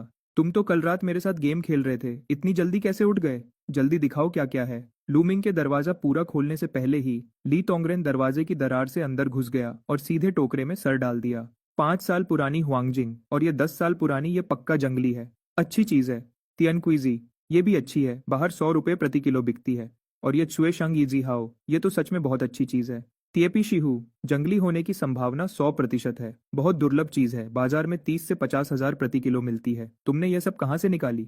ली टोंगरेन की आंखें चमकने लगीं। ये चीजें, हालांकि हर चीज थोड़ी थोड़ी है, पर इनकी दुर्लभता ही इनकी ताकत है। आजकल जंगली जड़ी बूटियां ढूंढना नामुमकिन है, जब तक कि आप उन गहरी पहाड़ियों में न जाएं जहां इंसान न पहुंच सके। वरना हर जगह खेती की हुई जड़ी बूटियां हैं, असली जंगली तो मिलती ही नहीं। कहते हैं ना, 1 साल खेती करो तो जमीन 3 साल के लिए बेअसर हो जाती है। खेती की हुई जड़ी बूटियां जमीन की ऊर्जा को बहुत ज्यादा सोख लेती हैं। जमीन की ऊर्जा पूरी नहीं पड़ती, इसी वजह से बहुत से पुराने नुस्खे नकली लगते हैं। असल में नुस्खे खराब नहीं होते, जड़ी बूटियां गलत होती हैं। जब दवा ही नकली हो तो असर कैसे होगा? गांव के रिश्तेदारों ने भेजी है, मुझसे कहा कि बिकवाने में मदद कर दो। बताओ, लोगे या नहीं? लूमिंग को भी हैरानी हुई। सोचा था कि लिंग हाउ शायद कुछ आम जड़ी बूटियां लाएगा, पर यह तो हजारों की जड़ी बूटियां ले आया। ये लड़का तो कमाल का है। लूंगा, बिल्कुल लूंगा। मेरे घर में इन्हीं की कमी है, पर सच कहूं तो मेरे अलावा इन्हें कोई और खरीदने की हिम्मत नहीं करेगा। आगे से जब भी जंगली जड़ी बूटियां मिलें, चाहे कोई भी हो, पहले इकट्ठा कर लेना, कुछ जड़ी बूटियां बाजार में नहीं बिक सकती, पर मेरे घर में ऊपर तक पहुंच है, मैं संभाल लूंगा। चिंता मत करो, तुम्हारी ये सही है। मैं वापस जाकर वजन करता हूँ, बाद में वीचैट पर ट्रांसफर कर दूंगा। चिंता मत करो, सिर्फ ये टीपी शिहू ही कई हजार की है, ये पूरा ढेर कम से कम 70-80 हजार का बिकेगा। ये कहकर ली तोंगरेन टोकरा उठाकर भाग गया। लूमिंग पीछे से निराशा में चिल्लाता रहा। ओये, टोकरे तो छोड़ दे। पर वह बहुत दूर निकल गया था और सुन नहीं सकता था। अरे छोड़ो भी, कुछ बांस के टोकरे ही तो हैं, ले गया तो ले गया। सर हिलाकर लूमिंग ने फिर से शटर गिरा दिया और किचन से होते हुए वापस चला गया। अरे मजाक है क्या? एक ही दिन में लाखों कमा लिए, कहाँ ज्यादा भविष्य है, ये तो साफ दिख रहा है। पुराने जमाने के रेस्टोरेंट में लिन हाउ अभी भी मेहनत से फर्श साफ कर रहा था। लूमिंग को उसे देखकर बुरा लगने लगा। मैंने अभी जो जड़ी बूटियां ली वह कम से कम 10 तायल चांदी की होंगी, पर मैंने सिर्फ एक करियान दी। ये कमाई थोड़ी बेईमानदारी वाली लग रही है। हालांकि लिन हाउ खुद बेचता तो शायद इतनी कीमत न मिलती, पर फिर भी दिल में थोड़ा बुरा लग रहा है। जगह बड़ी होनी चाहिए, सुरक्षा मजबूत होनी चाहिए, स्मार्ट होनी चाहिए, सर्विस अच्छी होनी चाहिए। एक्स चलेगा। पिछली सीट पर पैर फैलाकर बैठ सकें। पिछली सीट पर क्या? लूमिंग ने मुंह खोला, समझ नहीं आया क्या कहे। हम मालिक, कोई काम है? लिन हाउ ने हैरानी से सर उठाया। नहीं, कुछ नहीं, बस तुम्हारे वह टोकरे भी मैंने ले लिए। ये 15 तांबे के सिक्के तुम्हारे लिए। लूमिंग के पास भी ज्यादा पैसे नहीं बचे थे, जो बचे खुचे सिक्के थे सब दे दिए। नहीं नहीं नहीं, ये मैं नहीं ले सकता। कुछ बांस के टोकरों के लिए, ये तो बिल्कुल कीमती नहीं है। मेरे घर में बहुत हैं, आपको चाहिए तो ले जाइए, सच में यह कीमती नहीं है। मालिक, आपने मेरे लिए पहले ही बहुत कुछ किया है। इतनी महंगी जड़ी बूटियां खरीदी और मुझे सफेद चावल खिलाए। इंसान को संतुष्ट रहना चाहिए। मैं बहुत आभारी हूँ। लिन हाउ ने सर झुका लिया, आंखें नम हो गई थीं। पहले मैं महीने में 1,000 चांदी भी नहीं कमा पाता था। लूमिंग से मिलने के बाद सिर्फ 2 दिन में 2 कयान कमा लिए। ये एहसान मैं कभी नहीं भूलूंगा।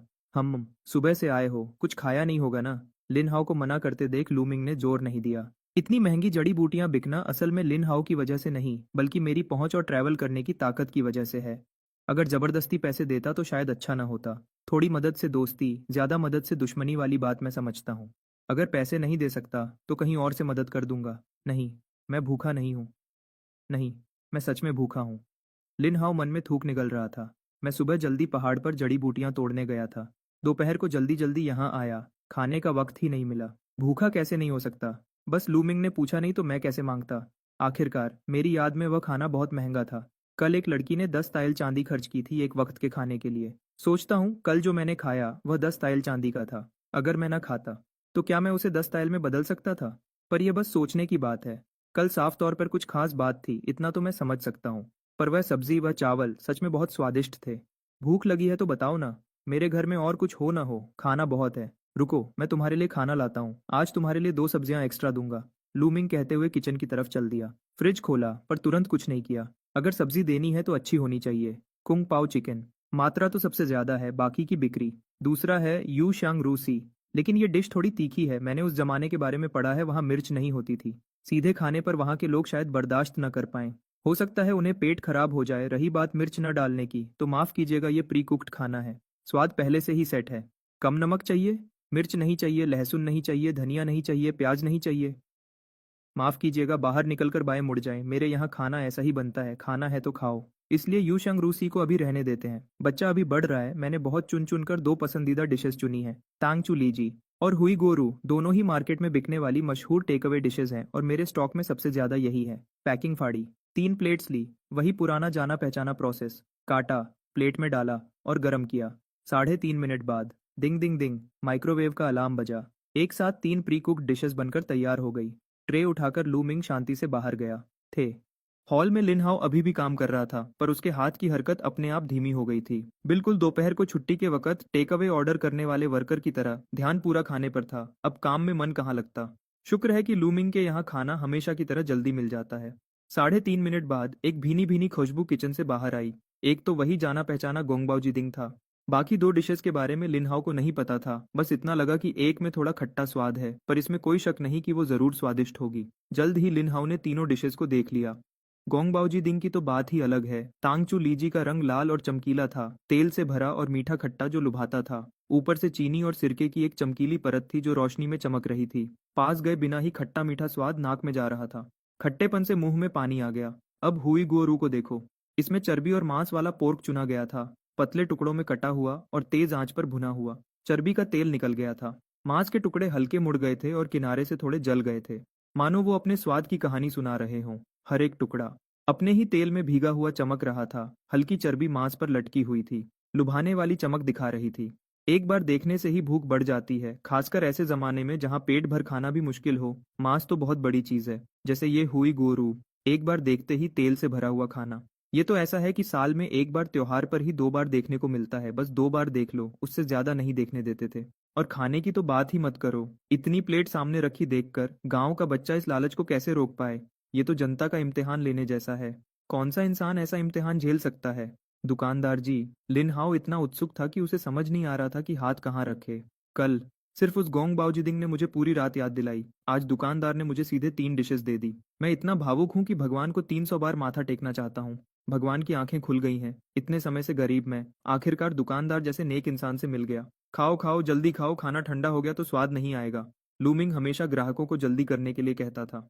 गरम गरम खाओ, खाना ठंडा होते ही वापस फ्रोजन जैसा स्वाद हो जाता है। वो एहसास बड़ा अजीब होता है, वरना हमेशा लगता है कि बर्फ जैसी महक आ रही है। और वैसे भी ये तो बस 15 रुपये की 3 फ्रोजन प्री कुक्ड डिशेज हैं, इतना उत्सुक होने की जरूरत नहीं है। इतना उत्सुक। बहुत स्वादिष्ट, बहुत ही स्वादिष्ट है। खाना सामने देखकर लिन हाउ ने और कुछ नहीं सोचा, बस खाना उठाया और बड़े बड़े निवाले लेने लगा।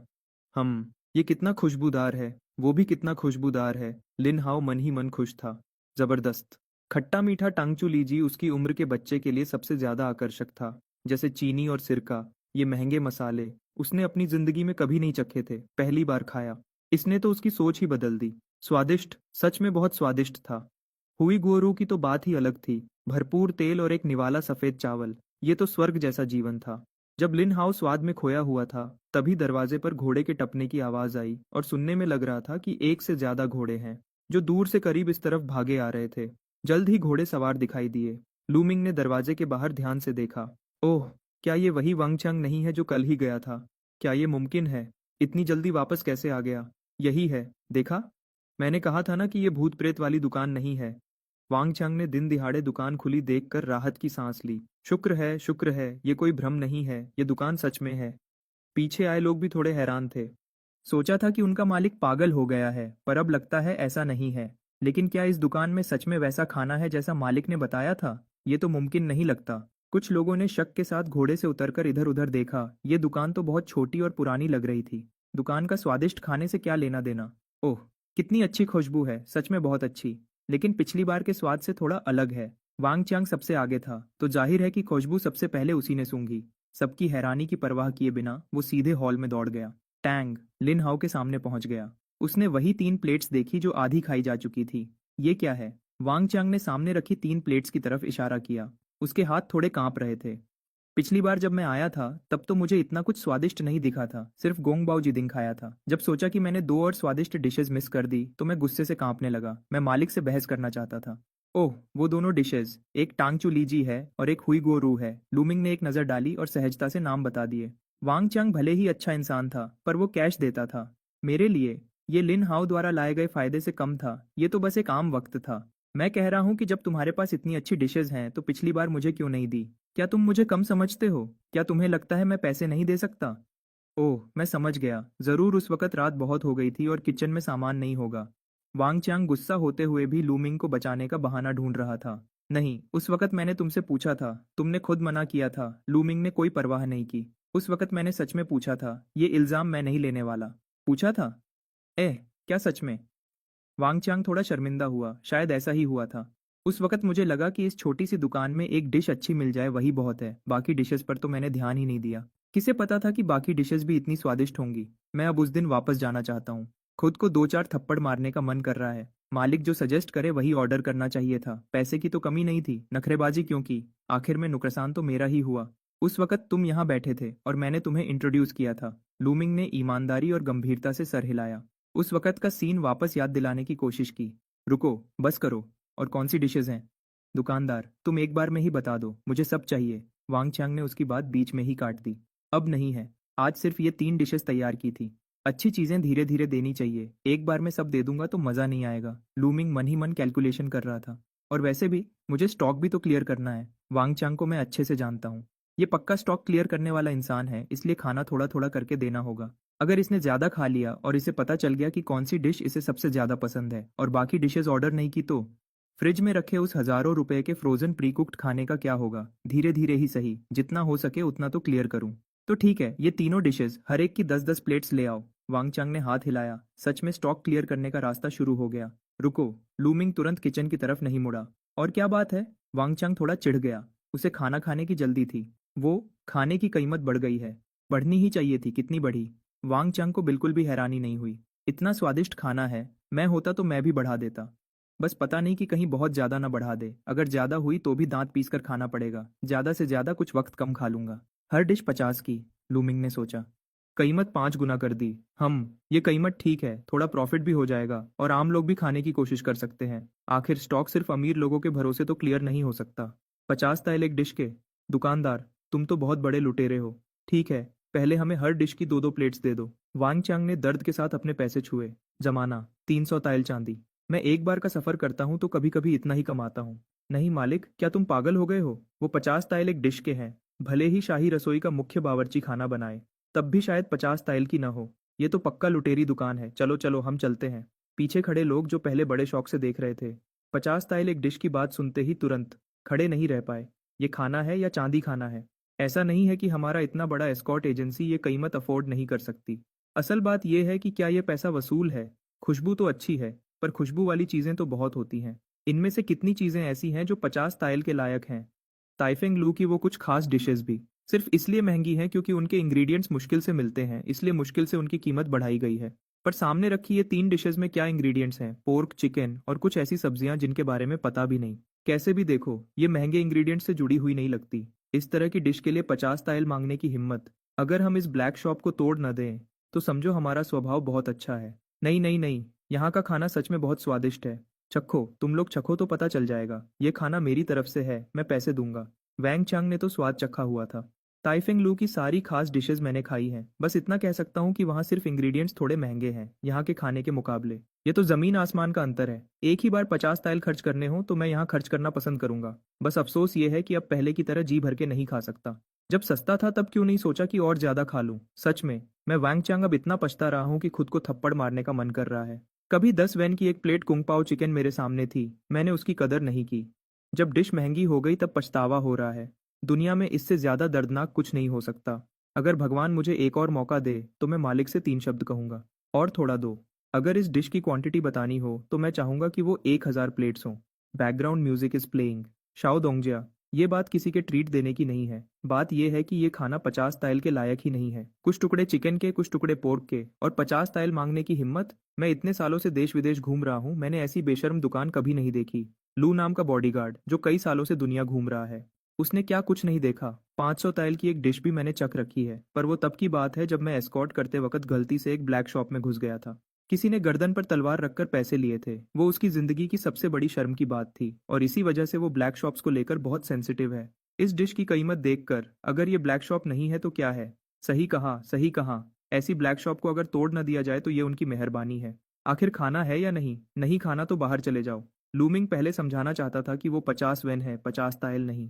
पर जब सुना कि ये लोग दुकान तोड़ने की बात कर रहे हैं तो उसका बताने का मन ही खत्म हो गया। इनकी मेहनत की कमाई कमा रहा हूँ, ऊपर से ये लोग मुझे आंखें दिखा रहे हैं। क्या मैं इनका कर्जदार हूँ? वैसे भी केटरिंग का बिजनेस ज़्यादा पैसे नहीं कमाता। अगर frozen ready to eat packets का स्टॉक बहुत ज़्यादा जमा ना होता तो मैं तो प्रोफेशन ही बदल लेता। एक क्लिनिक खोलना क्या बुरा होता? एक तरफ जड़ी बूटियां खरीदता, दूसरी तरफ बैनलान इबुप्रोफेन और थोड़े एंटीबायोटिक्स बेचता। आराम से दोनों तरफ से कमाई होती। क्या पता पुराने जमाने में कोई गॉडली डॉक्टर ही बन जाता। खाओ खाओ खाओ। शाओ दोंगजिया, मैं हूं या तुम लोग? सब बैठ जाओ। जो भी कहना है खाना खाने के बाद कहना। मालिक, मैंने जो ऑर्डर दिया था वही लाओ। वांग चांग को सच में डर था कि खाना नहीं मिलेगा, इसलिए उसने सीधे शाओ दोंगजिया वाला रोब दिखा दिया। लूमिंग की जिद मैं देख चुका हूँ। एक रेस्टोरेंट सुबह नहीं खुलता, वो तो अलग बात है। दोपहर को भी नहीं खुलता? क्या ये कोई नॉर्मल इंसान कर सकता है? पर मानना पड़ेगा, उसके पास जिद्दी होने की काबिलियत है। वो खाना इतना स्वादिष्ट है कि अगर इस खाने की वजह न होती तो मैं 100-200 मील दूर चलकर यहाँ सिर्फ एक निवाला खाने नहीं आता। आखिर आगे भी शाओ दोंगजिया के नीचे काम करना है, इसलिए बाकी बॉडीगार्ड्स चाहे कितने भी नाखुश हों, उन्हें बैठना ही पड़ा। लूमिंग ने ये देखा तो कुछ नहीं कहा और सीधे किचन में चला गया। वांग चंग ने बाकी लोगों को खाली टेबल पर बैठाया। बॉडीगार्ड एजेंसी का काम बिजी रहता है, इसलिए ज्यादा बॉडीगार्ड्स फ्री नहीं थे। इस बार सिर्फ 2 लोगों को लाया था। एक का नाम चेन है, एक का डेंग। दोनों एजेंसी के पुराने लोग हैं, इसलिए भले ही अंदर से नाराज हों, शाओ दोंगजा के कहने पर वो सामने से बहस नहीं करेंगे। बात करते करते लिन हाओ ने अपना खाना खत्म कर लिया था। परफेक्ट समय का आनंद लेने के बाद मुझे तभी वांग चांग से बात करने का मौका मिला। असल में वांग चांग मेरा बेनिफैक्टर है। अगर वांग चांग न होता तो मुझे लूमिंग जैसा अच्छा मालिक नहीं मिलता। ओह, क्या तुम वही लड़के हो जो कल आया था? ये जगह इतनी महंगी है, तुम यहाँ खाना अफोर्ड कर सकते हो? वांग चांग थोड़ा हैरान था। नहीं नहीं, मालिक ने मुझे ट्रीट दिया है। मैं जड़ी बूटियां चुनने में मदद करता हूँ, मालिक खाना खिलाते हैं। कौन सी ऐसी जड़ी बूटी है जिसे चुनने के लिए 50 ताइल की डिश खिलाई जा रही है? वांग चांग भी हैरान था। क्या मैं भी प्रोफेशन बदल लूं? बस आम जड़ी बूटियां हैं। मालिक का दिल अच्छा है, मुझे बेचारा समझकर खाना खिला देते हैं। उसका दिल अच्छा है। 50 ताइल की एक डिश, इसका दिल तो शायद स्याही के बर्तन से निकला हुआ काला है। बॉडीगार्ड आखिर जवान था। वो और नहीं सुन सका। हम असल में इतना महंगा भी नहीं है। कल एक लड़की ने एक डिश के लिए सिर्फ 10 ताइल खर्च किए थे। मालिक असल में काफी अच्छे हैं। थोड़ी देर में अच्छे से पेश आना, शायद डिस्काउंट भी मिल जाए, लिन हाओ ने धीरे से कहा। लू बॉडीगार्ड ने मुंह से पानी की फुहार छोड़ दी। सुनो, क्या ये इंसानों वाली बात है? सिर्फ 10 ताइल का क्या मतलब? 10 ताइल में तो टाइफेंग लू में एक वक्त का खाना हो जाता है। क्या इस कस्बे के लोग पैसे को पैसा नहीं समझते? जब ये लोग बात कर रहे थे तब तक किचन के माइक्रोवेव शेफ ने 6 प्लेट्स तैयार कर ली थी। खुशबू से भरी हुई प्लेट्स टेबल पर लाई गई। ये देखकर बॉडीगार्ड्स थोड़े हैरान हुए। हुनर की बात अलग है, पर खाना महंगा होने के बावजूद खाना परोसने की रफ्तार सच में तेज है। सिर्फ इस बात में टाइफेंग लू इसका मुकाबला नहीं कर सकता। वहाँ खाना परोसने में बहुत देरी होती है। पहले से ऑर्डर देना पड़ता है, वरना बहुत इंतजार करना पड़ता है। 2 प्लेट्स कुंग पाओ चिकन, 2 प्लेट्स हुई गोरू, 2 plates sweet and Sawar pork और एक बोल चावल मुफ्त। खाना तैयार है। लू मिंग ने बिना किसी भाव के प्लेट्स टेबल पर रख दी। खाना शुरू। वांग चांग जो पहले से ही बेचैन था, उसने तुरंत चॉपस्टिक्स उठाई। खाना शुरू कर दिया। सिर्फ एक निवाले में मेरी आंखों में आंसू आ गए। यही वो स्वाद है जिसके लिए मैं दिन भर तड़प रहा था। वो एहसास कि जैसे स्वाद मेरी जीभ पर नाच रहा हो, आखिरकार वापस आ गया। बाकी लोग इसे ज्यादा अहमियत नहीं दे रहे थे। खाना खुशबूदार तो है, पर इतना भी नहीं, खासकर लू बॉडीगार्ड जो वांग चांग को बचपन से बड़ा होते देख रहा था। वो तो उसके साथ उसके पसंदीदा खाने के लिए नहीं लड़ेगा। ऊपर से ये तो 50 तायल वाली डिश है। मैं जिंदगी भर देश विदेश घूमा हूँ, क्या नहीं चखा। ऊपर से मेरी उम्र में स्वाद की पहचान कम हो जाती है, सब कुछ एक जैसा ही लगता है। इसलिए उसने अपनी शराब की बोतल निकाली और धीरे धीरे पीने लगा। चैन बॉडीगार्ड तो दिल से इस दुकान को कुछ नहीं समझता था। उसने लू बॉडीगार्ड की तरह अपनी बोतल निकाल ली। डेंग बॉडीगार्ड थोड़ा मिलनसार था। वो न लड़ता था न गुस्सा करता था। खाना मिल रहा है तो वो खाएगा। इसलिए वांगचांग के बाद वही दूसरा था जिसने चॉपस्टिक्स उठाई। खाना खाने में शर्म आ रही थी, पर मुफ्त के चावल तो चखे जा सकते हैं ना। वांगचांग भी हैरान था। खाने से पहले उसने इसे हल्का लिया था, पर एक निवाला चावल का अंदर गया तो मीट की महक और हल्की सी मिठास मुंह में भर गई। सफेद चावल। हे भगवान, क्या ये सच में सफेद चावल हैं? मुझे ऐसा क्यों लग रहा है कि ये पहले खाए हुए चावल से बिल्कुल अलग हैं? ये टेक्सचर, ये स्वाद। मेरी आंखें फट गईं। मुझे लगा सिर्फ ये चावल ही। मैं एक पूरा बोल खा सकता हूँ। जब चावल इतने स्वादिष्ट हैं तो खाना? उम्मीद के साथ डेंग बॉडीगार्ड ने सावधानी से हुई गोरू की तरफ अपनी पापी चॉपस्टिक्स बढ़ाई। एक टुकड़ा हुई गोरू मुंह में गया तो फैट की महक और कुछ ऐसे स्वाद जो बयान नहीं किए जा सकते, उसने उसे सीधे आसमान पर पहुंचा दिया। इस पल मुझे वैंग चांग का एहसास समझ आया। ऐसा खाना 50 तायल क्या, अगर 100 तायल भी मांगे तो मैं खाने को तैयार हूँ। पर जो खाना अभी टेबल पर आया था वो पलक झपकते ही आधा कैसे हो गया। ऊपर देखा तो वांग चांग बजर्क मोड में था। चॉपस्टिक्स टेबल पर उड़ रही थी। पलक झपकते ही खाना 1/8वां हिस्सा कम हो गया। अब मैं शर्म नहीं कर सकता था। एक दांव चलाकर सीधे अपनी प्लेट की तरफ बढ़ा। पूरी तरह पागलपन, बस ऐसे ही। तुम में करते हुए सिर्फ 2 मिनट में टेबल की 6 डिशेस चैन बॉडीगार्ड और लू बॉडीगार्ड की हैरानी भरी आंखों के सामने गायब हो गई। वांग शाओ, तय हुआ था कि ट्रीट तुम दोगे तो ये प्लेट्स तो हम दोनों बांट लेंगे। दोनों ने खाना खत्म करने के बाद भी मन नहीं भरा और चमकती हुई प्लेट्स को देखकर एक साथ उन्हें पकड़ने के लिए झपट पड़े। झूठ मत बोलो, तय हुआ था कि मैं बस तुम्हारे साथ देखने आया हूँ, और पैसे भी मैंने दिए हैं, तो मुझे 4 प्लेट्स मिलनी चाहिए और तुम्हें 2। मैं प्लेट्स कैसे छोड़ सकता हूँ? वो ग्रेवी देखकर ही पता चल रहा है कि चावल के साथ क्या कमाल करेगी। अगर ऐसा है तो फिर मेरे हाथ तेज होने का बुरा मत मानना। सब अपनी किस्मत से लो। डेंग बॉडीगार्ड ने एक अजीब सी हंसी के साथ पहले हाथ मारा और एक प्लेट उठा ली। तो फिर मेरे बुरा मानने का बुरा मत मानना। वांग चांग ने भी हार नहीं मानी और एक लात मारकर डेंग बॉडीगार्ड की कुर्सी उड़ा दी। मौका पकड़कर पहले ही 4 प्लेट्स पर कब्जा कर लिया। चैन बॉडीगार्ड आखिर जवान था। वो सब्र नहीं कर सका और दोनों की तरफ उंगली दिखाकर हैरानी से कुछ बोल नहीं पाया। मालिक, मुझे भी एक प्लेट दो, बस स्वीट एंड सावर पोर्क चाहिए। लू बॉडीगार्ड एक सीधा इंसान है, अब वो भी इस खाने के स्वाद को लेकर उत्सुक हो गया था। अफसोस, सामने की सारी प्लेट्स तो चाट कर साफ कर दी गई थी। मैं चखना भी चाहूं तो नहीं चख सकता। कोई चारा नहीं, बस एक और प्लेट ऑर्डर करनी पड़ी। 3 साढ़े 3 मिनट बाद एक प्लेट चमकती हुई स्वीट एंड सावर पोर्क लाई गई। वांग चांग और देंग बॉडीगार्ड की भूखी नजरें देखकर लू बॉडीगार्ड ने प्लेट सीधे अपने हाथ में पकड़ ली, टेबल पर रखने की हिम्मत ही नहीं की। सही में उसने पक्का किया कि वो सिर्फ एक निवाला खा पाएगा। मुझे नहीं पता था कि मैं जल्द ही इस फैसले के लिए शुक्रगुजार होऊंगा। एक निवाला अंदर गया और मैं इस स्वीट एंड सावर पोर्क से पूरी तरह जीत लिया गया। खट्टा और मीठा मिलकर ऐसा स्वाद जो मेरे जैसे जिंदगी भर घूमने वाले इंसान ने भी नहीं चखा था। एक ही डिश में दोनों स्वाद इतनी अच्छी तरह कैसे मिल सकते हैं। खट्टे सिरके की महक ने चीनी की मिठास को हल्का कर दिया और चीनी की मिठास ने सिरके की तीखेपन को संतुलित कर दिया। दोनों का मिलन एक परफेक्ट जोड़ी थी। एक पल में मैं इस स्वाद का दीवाना हो गया। झटपट एक plate sweet and Sawar pork उसके हाथ में एक मिनट भी नहीं टिकी। प्लेट के नीचे बची हुई सॉस को देखकर उसने हिम्मत की और एक बोल चावल और मंगवाए। इज्जत क्या होती है, इस उम्र में मुझे शर्म की परवाह नहीं है। चावल के साथ उसने सीधे क्लीन प्लेट मोड शुरू कर दिया। पलक झपकते ही मेज पर एक और खाली प्लेट आ गई, लेकिन यह बाकी दोनों से कहीं ज्यादा साफ थी। प्लेट चाटने के बाद लू ब्याओशी का मन नहीं भरा और वह फिर से देखने लगे। मेरी प्लेट एक नज़र। ऐसा लग रहा था जैसे वह एक बार फिर चाटना चाहते हों। हालांकि वह अभी इसे 3 बार चाट चुके थे। सच में अब कोई स्वाद नहीं बचा था, वरना वह इसे छोड़ना नहीं चाहते थे। बस थोड़ी प्यास लग रही थी। सी नहीं, लू अंकल, आप भी ऐसे कैसे हो गए? चैन ब्याओशी को कुछ समझ नहीं आ रहा था। जो लोग पहले उनके साथ थे वह अचानक पलट कैसे गए? छोटे चैन, अब मुझे लगता है कि वांग शाओ हमारे भविष्य के मालिक बनने के लायक हैं। उनकी परख की कोई बात ही नहीं। लू ब्याओशी ने बिना समझाए उलटा वांग चांग की तारीफ कर दी। हाँ, सही कहा। वांग शाओ की परख सच में कमाल की है। ऐसी शानदार जगह ढूंढ निकाली। आगे चलकर हमारा वेयुअन ब्याओजू जरूर सबसे ऊपर होगा। देंग ब्याओशी ने भी हाँ में हाँ मिलाई। ज्यादा तारीफ मत कीजिए, मैं बस एक बड़े इंसान के कंधों पर खड़ा था। असल में तो मालिक के हाथ का स्वाद ही कमाल है। अफसोस की बात है कि रोज नहीं खा सकते। वांग चांग ने नम्रता से हाथ हिलाया, लेकिन उनका चेहरा दुखी था। ऐसा स्वाद एक दिन न मिले तो मुझे बेचैनी होती है। मालिक, मेरे लिए भी एक प्लेट हुईगुओ रू ले आइए। चैन ब्याओशी आखिरकार रह नहीं पाए। उन्होंने पैसे की परवाह नहीं की। वह अब बस यह जानना चाहते थे कि इस दुकान का खाना आखिर कितना स्वादिष्ट है। ठीक 3.5 मिनट बाद खुशबू से भरा हुईगुओ रू पेश किया गया। लेकिन वह लू ब्याओशी जितने अनुभवी नहीं थे। उन्होंने सीधे प्लेट मेज पर रख दी। उन्होंने ध्यान से चॉपस्टिक्स बढ़ाई और हुईगुओ रू का एक टुकड़ा उठाया। तेल से चमकता हुआ, सच में लालच देने वाला था। गोश्त मुंह में जाते ही एक गहरी खुशबू जीभ पर फैल गई। चर्बी और गोश्त का मिश्रण मुंह में जाते ही क्रिस्पी और अंदर से रसीला और स्वादिष्ट था। हर बार चबाने पर एक अलग ही संतुष्टि मिल रही थी, जिससे वह खोए हुए थे। यह स्वाद इतना अनोखा था कि इसने मेरे खाने के अनुभव को ही बदल दिया। क्या यह सच में हम इंसानों के खाने लायक चीज है? नहीं, इसे खाना नहीं, आनंद लेना कहते हैं। जब वह धीरे धीरे एक टुकड़े का आनंद लेकर आंखें खोलते हैं तो देखते हैं कि उनका ऑर्डर किया हुआ हुईगुओ रू खत्म हो चुका है। बस एक साफ प्लेट बची है। वाह भाई, सच में वाह भाई, ये भूखे भेड़िए जैसा ग्रुप एक बूंद ग्रेवी भी नहीं छोड़ी। किसने मेरा हुईगुओ रू छुआ?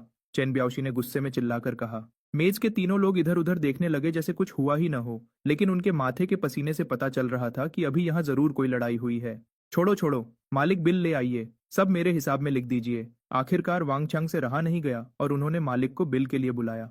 आखिर मैं इनका भविष्य का लीडर हूं, तो कुछ तो दिखाना पड़ेगा ताकि लोग जुड़ सकें। कुल 8 प्लेट, चावल मुफ्त हैं, कुल 400 वैन। लूमिंग ने बिना एबेकस के ही बोल दिया। 400 वैन? क्या? क्या एक प्लेट के 50 तायल नहीं थे? वांग चांग दंग रह गए। यह तो बात से अलग था। क्या 50 तायल, 50 वैन? क्या तुम्हें लगता है मैं कोई लुटेरी दुकान चला रहा हूँ? लूमिंग के सर पर गुस्से की लकीरें उभर आईं। मैं कितना भी बुरा इंसान बन जाऊं, लेकिन कीमत 50,000 गुना नहीं बढ़ा सकता। और वैसे भी ये तो इंडस्ट्रियल लाइन से बनी हुई पहले से तैयार चीजें हैं। अगर मुझ में थोड़ी भी ईमानदारी बची है तो मैं इतना बुरा नहीं हूँ। अभी तो 50 तायल कहाँ था ना। अरे मैं तो डर गया था कि कितना बढ़ गया है। सिर्फ 50 वैन एक प्लेट? हर डिश की 10-10 प्लेट और ले आओ। वांग चांग को तब समझ आया कि शुरू से मालिक ने सिर्फ 50 कहा था, तायल का नाम ही नहीं लिया था। यह तो उनकी अपनी गलती थी। वांग शाओ, आपने सही नहीं किया। हाँ, सब आपकी गलती है, हमें गलतफहमी हुई। मालिक की दुकान लुटेरी नहीं बल्कि समाज सेवा कर रही है। बिल्कुल, इस कीमत और स्वाद में मालिक तो सच में भले इंसान है। सभी ब्याओशी ने वांग चांग पर निशाना साध लिया। उनका रवैया 180 डिग्री बदल गया। हालांकि 50 वैन एक प्लेट सस्ता नहीं था, लेकिन 50 तायल के झटके के बाद 50 वैन क्या चीज है। असल बात यह है कि खाना सच में बढ़िया और पैसा वसूल है। ठीक है, मेरी गलती है, मैं भरता हूँ। ये लीजिए 50 तायल चांदी, आज के खाने के पैसे। ज्यादा हो तो वापस मत करना, कम हो तो बता देना। वांग चांग वैसे भी दिल के बड़े थे। उनका ब्याओजू कभी कभी एक ट्रिप में 1800 तायल कमा लेते थे। 50 तायल की डिश तो वह खा ही सकते थे। इतने छोटे पैसे की क्या परवाह। बहुत बढ़िया, खाना अभी आया। लूमिंग के मन में खुशी थी। पैसा हो तो सब कुछ मुमकिन है। 50 तायल चांदी मिल रही है तो ऐसे बड़े ग्राहक की सेवा तो करनी ही होगी। पैसा, वह तो सब कुछ पैसा है। पेट भर खाने के बाद शाम को वांग चांग अपने आदमियों के साथ वापस चले गए। अगले कुछ समय तक लूमिंग की दुकान शांत रही। वांग चांग कभी कभी खाना खाने आते थे, लेकिन पहली बार के अलावा दुकान में ज्यादा भीड़ नहीं होती थी। कभी कभी कोई व्यापारी काफिला गुजरता था। जब वह सुनते कि हर डिश 50 वैन की है, तो वह तुरंत अपना कदम पीछे खींच लेते और वापस चले जाते, बिना किसी झिझक के। खुशी की बात यह है कि अब मुझे इन छोटे मोटे ग्राहकों की परवाह नहीं है। उस अमीर लड़की और वांग चांग के सहयोग से मैंने कुछ ही दिनों में 2 लाख से ज्यादा कमा लिए। दुकान का साल भर का टारगेट पहले ही पूरा हो गया। और क्या चाहिए। मैंने तो यह भी सोचा था कि अगर 2 साल बाद फ्रिज का फ्रोजन सामान नहीं बिका तो सब वांग चांग को ही बेच दूंगा। उससे 1800 ताइल सोना ले लूंगा और बाकी की जिंदगी बिस्तर में लेटकर मोबाइल चलाऊंगा। बेशक ये बस एक सोच है, जब वक्त आएगा तब देखा जाएगा। खाना बेचने के अलावा जड़ी बूटियों के व्यापार में थोड़ी रुकावट आई। जंगली जड़ी बूटियों को उगने में वक्त लगता है। शुरू की कुछ बार की अच्छी कमाई के बाद मैंने लाखों कमाए, लेकिन बाद में मिलने वाली जड़ी बूटियां कम होती गईं। कोई चारा नहीं था। जो आसानी से मिल सकती थी वह खत्म हो गई। बाकी या तो मुश्किल जगह पर हैं या फिर बहुत दूर जाना पड़ता है। आमतौर पर कई दिन लग जाते हैं एक टोकरी भरने में, लेकिन यह मेरे लिए सही है। अगर रोज इतनी जड़ी बूटियां मिलती तो यह असाधारण होता। जंगली जड़ी बूटियों का स्रोत समझना मुश्किल होता। मैंने तो ध्यान नहीं दिया, लेकिन लिन हाउ ने इस बात को गंभीरता से लिया। इन दिनों उसने छुट्टी ली है। शायद वह आसपास के गांव में रिश्तेदारों से मिलने गया है। शायद उसका इरादा है कि और लोगों को जड़ी बूटियां इकट्ठा करने में मदद के लिए बुलाए। इस बात पर मैंने रोका नहीं। बचपन का दोस्त ली टोंग, उनके परिवार की सिर्फ एक छोटी दवाई की दुकान नहीं है, बल्कि सैकड़ों चेन फार्मेसीज हैं। पूरे देश में फैली हुई जंगली जड़ी बूटियों की बहुत मांग है। जितना मिले उतना कम है। लिन हाओ वहां लोगों को मदद के लिए ला रहा है। वह खुद पैसे कमा सकता है। और मेरी तो बात ही अलग है। बीज का व्यापारी सबसे ज्यादा कमाता है। ऐसे 3 जीत वाले मौके को मैं क्यों रोकूंगा। नहीं, ये सिर्फ 3 जीत नहीं है। जड़ी बूटियां इकट्ठा करने वाले बच्चे पैसे कमा सकते हैं। असली जड़ी बूटियों का इस्तेमाल करने वाले मरीज ठीक हो सकते हैं। कह सकते हैं कि 5 जीत, 6 जीत, 8 जीत सब है। भले ही मैं कोई दवाई का देवता न बनूं, लेकिन यह एक पुण्य का काम है। लूमिंग की जिंदगी यहाँ आराम से चल रही थी, लेकिन कुछ लोगों की जिंदगी इतनी आसान नहीं थी। सूफू फूलदान टूटने की आवाज सूजिन और बड़ी दीदी के कमरे में गूंजी। टुकड़े हर जगह फैल गए। यहाँ तक कि यह हमेशा शांत रहने वाली बड़ी दीदी ने भी अपनी भौहें सिकोड़ ली, क्योंकि यह पहली बार नहीं था। इस महीने यह तीसरा फूलदान था जो टूट गया। पिछले कुछ दिनों से उनकी दासी चिंग्या न जाने क्यों खोई खोई सी रहती है। बाल ठीक से नहीं बनाती, नहाने के पानी का तापमान सही नहीं होता, यहाँ तक कि चाय परोसते वक्त या तो ज्यादा भर देती है या गिर जाती है। कुल मिलाकर कुछ भी सही नहीं हो रहा। चिंग्या होश में आई और धड़ाम से जमीन पर घुटनों के बल बैठ गई। भले ही मैं दीदी की खास दासी हूँ और बचपन से साथ बड़ी हुई हूँ, लेकिन मालिक और नौकर में फर्क होता है। फूलदान टूट गया तो टूट गया, वह तो बस एक चीज है, लेकिन हम नौकर खुद भी मालिक की एक चीज की तरह हैं। ऐसे में अंजाम क्या होगा, यह सब मालिक के मूड पर निर्भर करता है। अरे उठो चिंग्या, मैं तुमसे पूछती हूँ, क्या तुम्हारे दिल में कोई है।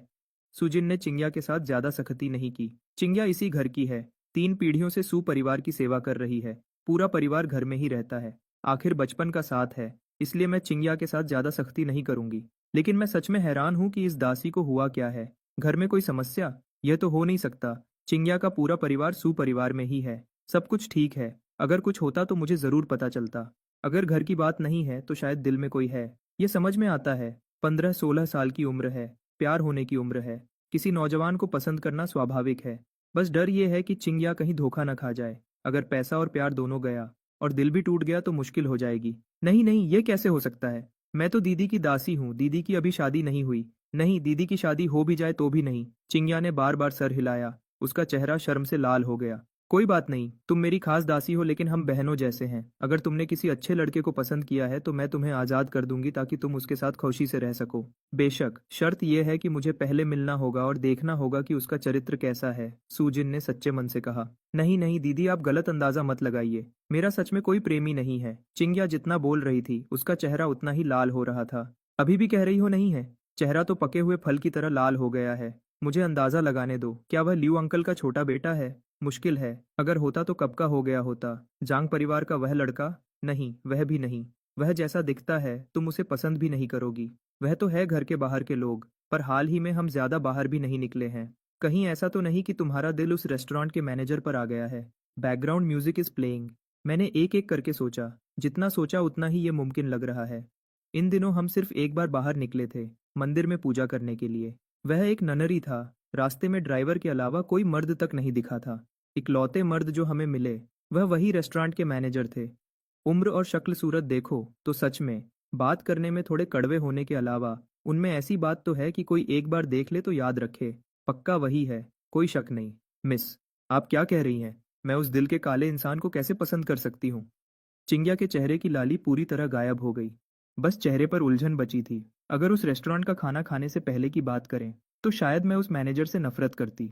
पर उनके हाथ का खाना चखने के बाद मेरी सोच पूरी बदल गई। उस मैनेजर का दिल काला है, पर पूरी तरह नहीं। कम से कम वह खाना उस कीमत के लायक तो है। सच में नहीं, सच में नहीं। चिंग्या ने जोर से सर हिलाया। तो फिर इन दिनों तुम्हारा मन कहाँ भटक रहा है? आखिर ऐसी क्या बात है जो तुम मुझे नहीं बता सकती? असल में कुछ नहीं, बस घर से बाहर जाना था, आपसे छुट्टी मांगनी थी। चिंग्या थोड़ी झिझक रही थी। इन दिनों मैं करवटें बदलती रहती हूँ, नींद नहीं आती। मन में और सपनों में बस वही रेस्टोरेंट का खाना खाने का ख्याल आता है। इस वजह से चिंग्या ने कुछ खाया पिया नहीं, कई दिनों से ठीक से सोई भी नहीं है। ठीक से नींद नहीं आएगी तो एनर्जी कहाँ से होगी, इसलिए काम में गलतियां हो रही है। पर मानना पड़ेगा, वह खाना सच में बहुत स्वादिष्ट है। खाने के बाद और खाने का मन करता है। ठीक है, जाओ जाओ, मुझे यहाँ कोई दिक्कत नहीं है। वैसे भी और भी नौकरानियां हैं, तुम जाओ, बेफिक्र होकर जाओ। सू जिंघे ने तुरंत हाँ कह दी। सच में? चिंग्या की खौशी का ठिकाना न रहा। उसे लगा था घर से बाहर निकलना मुश्किल होगा।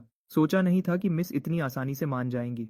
अब सही है, आखिरकार मैं वह मनपसंद स्वादिष्ट खाना खा सकूंगी। बिल्कुल सच है। जाओ जाओ, अभी जाओ। सू जिंघे ने सर हिलाया और चिंग्या को धक्का देकर दरवाजे से बाहर भेज दिया। चिंग्या खुशी खुशी दौड़ती हुई बाहर निकल गई।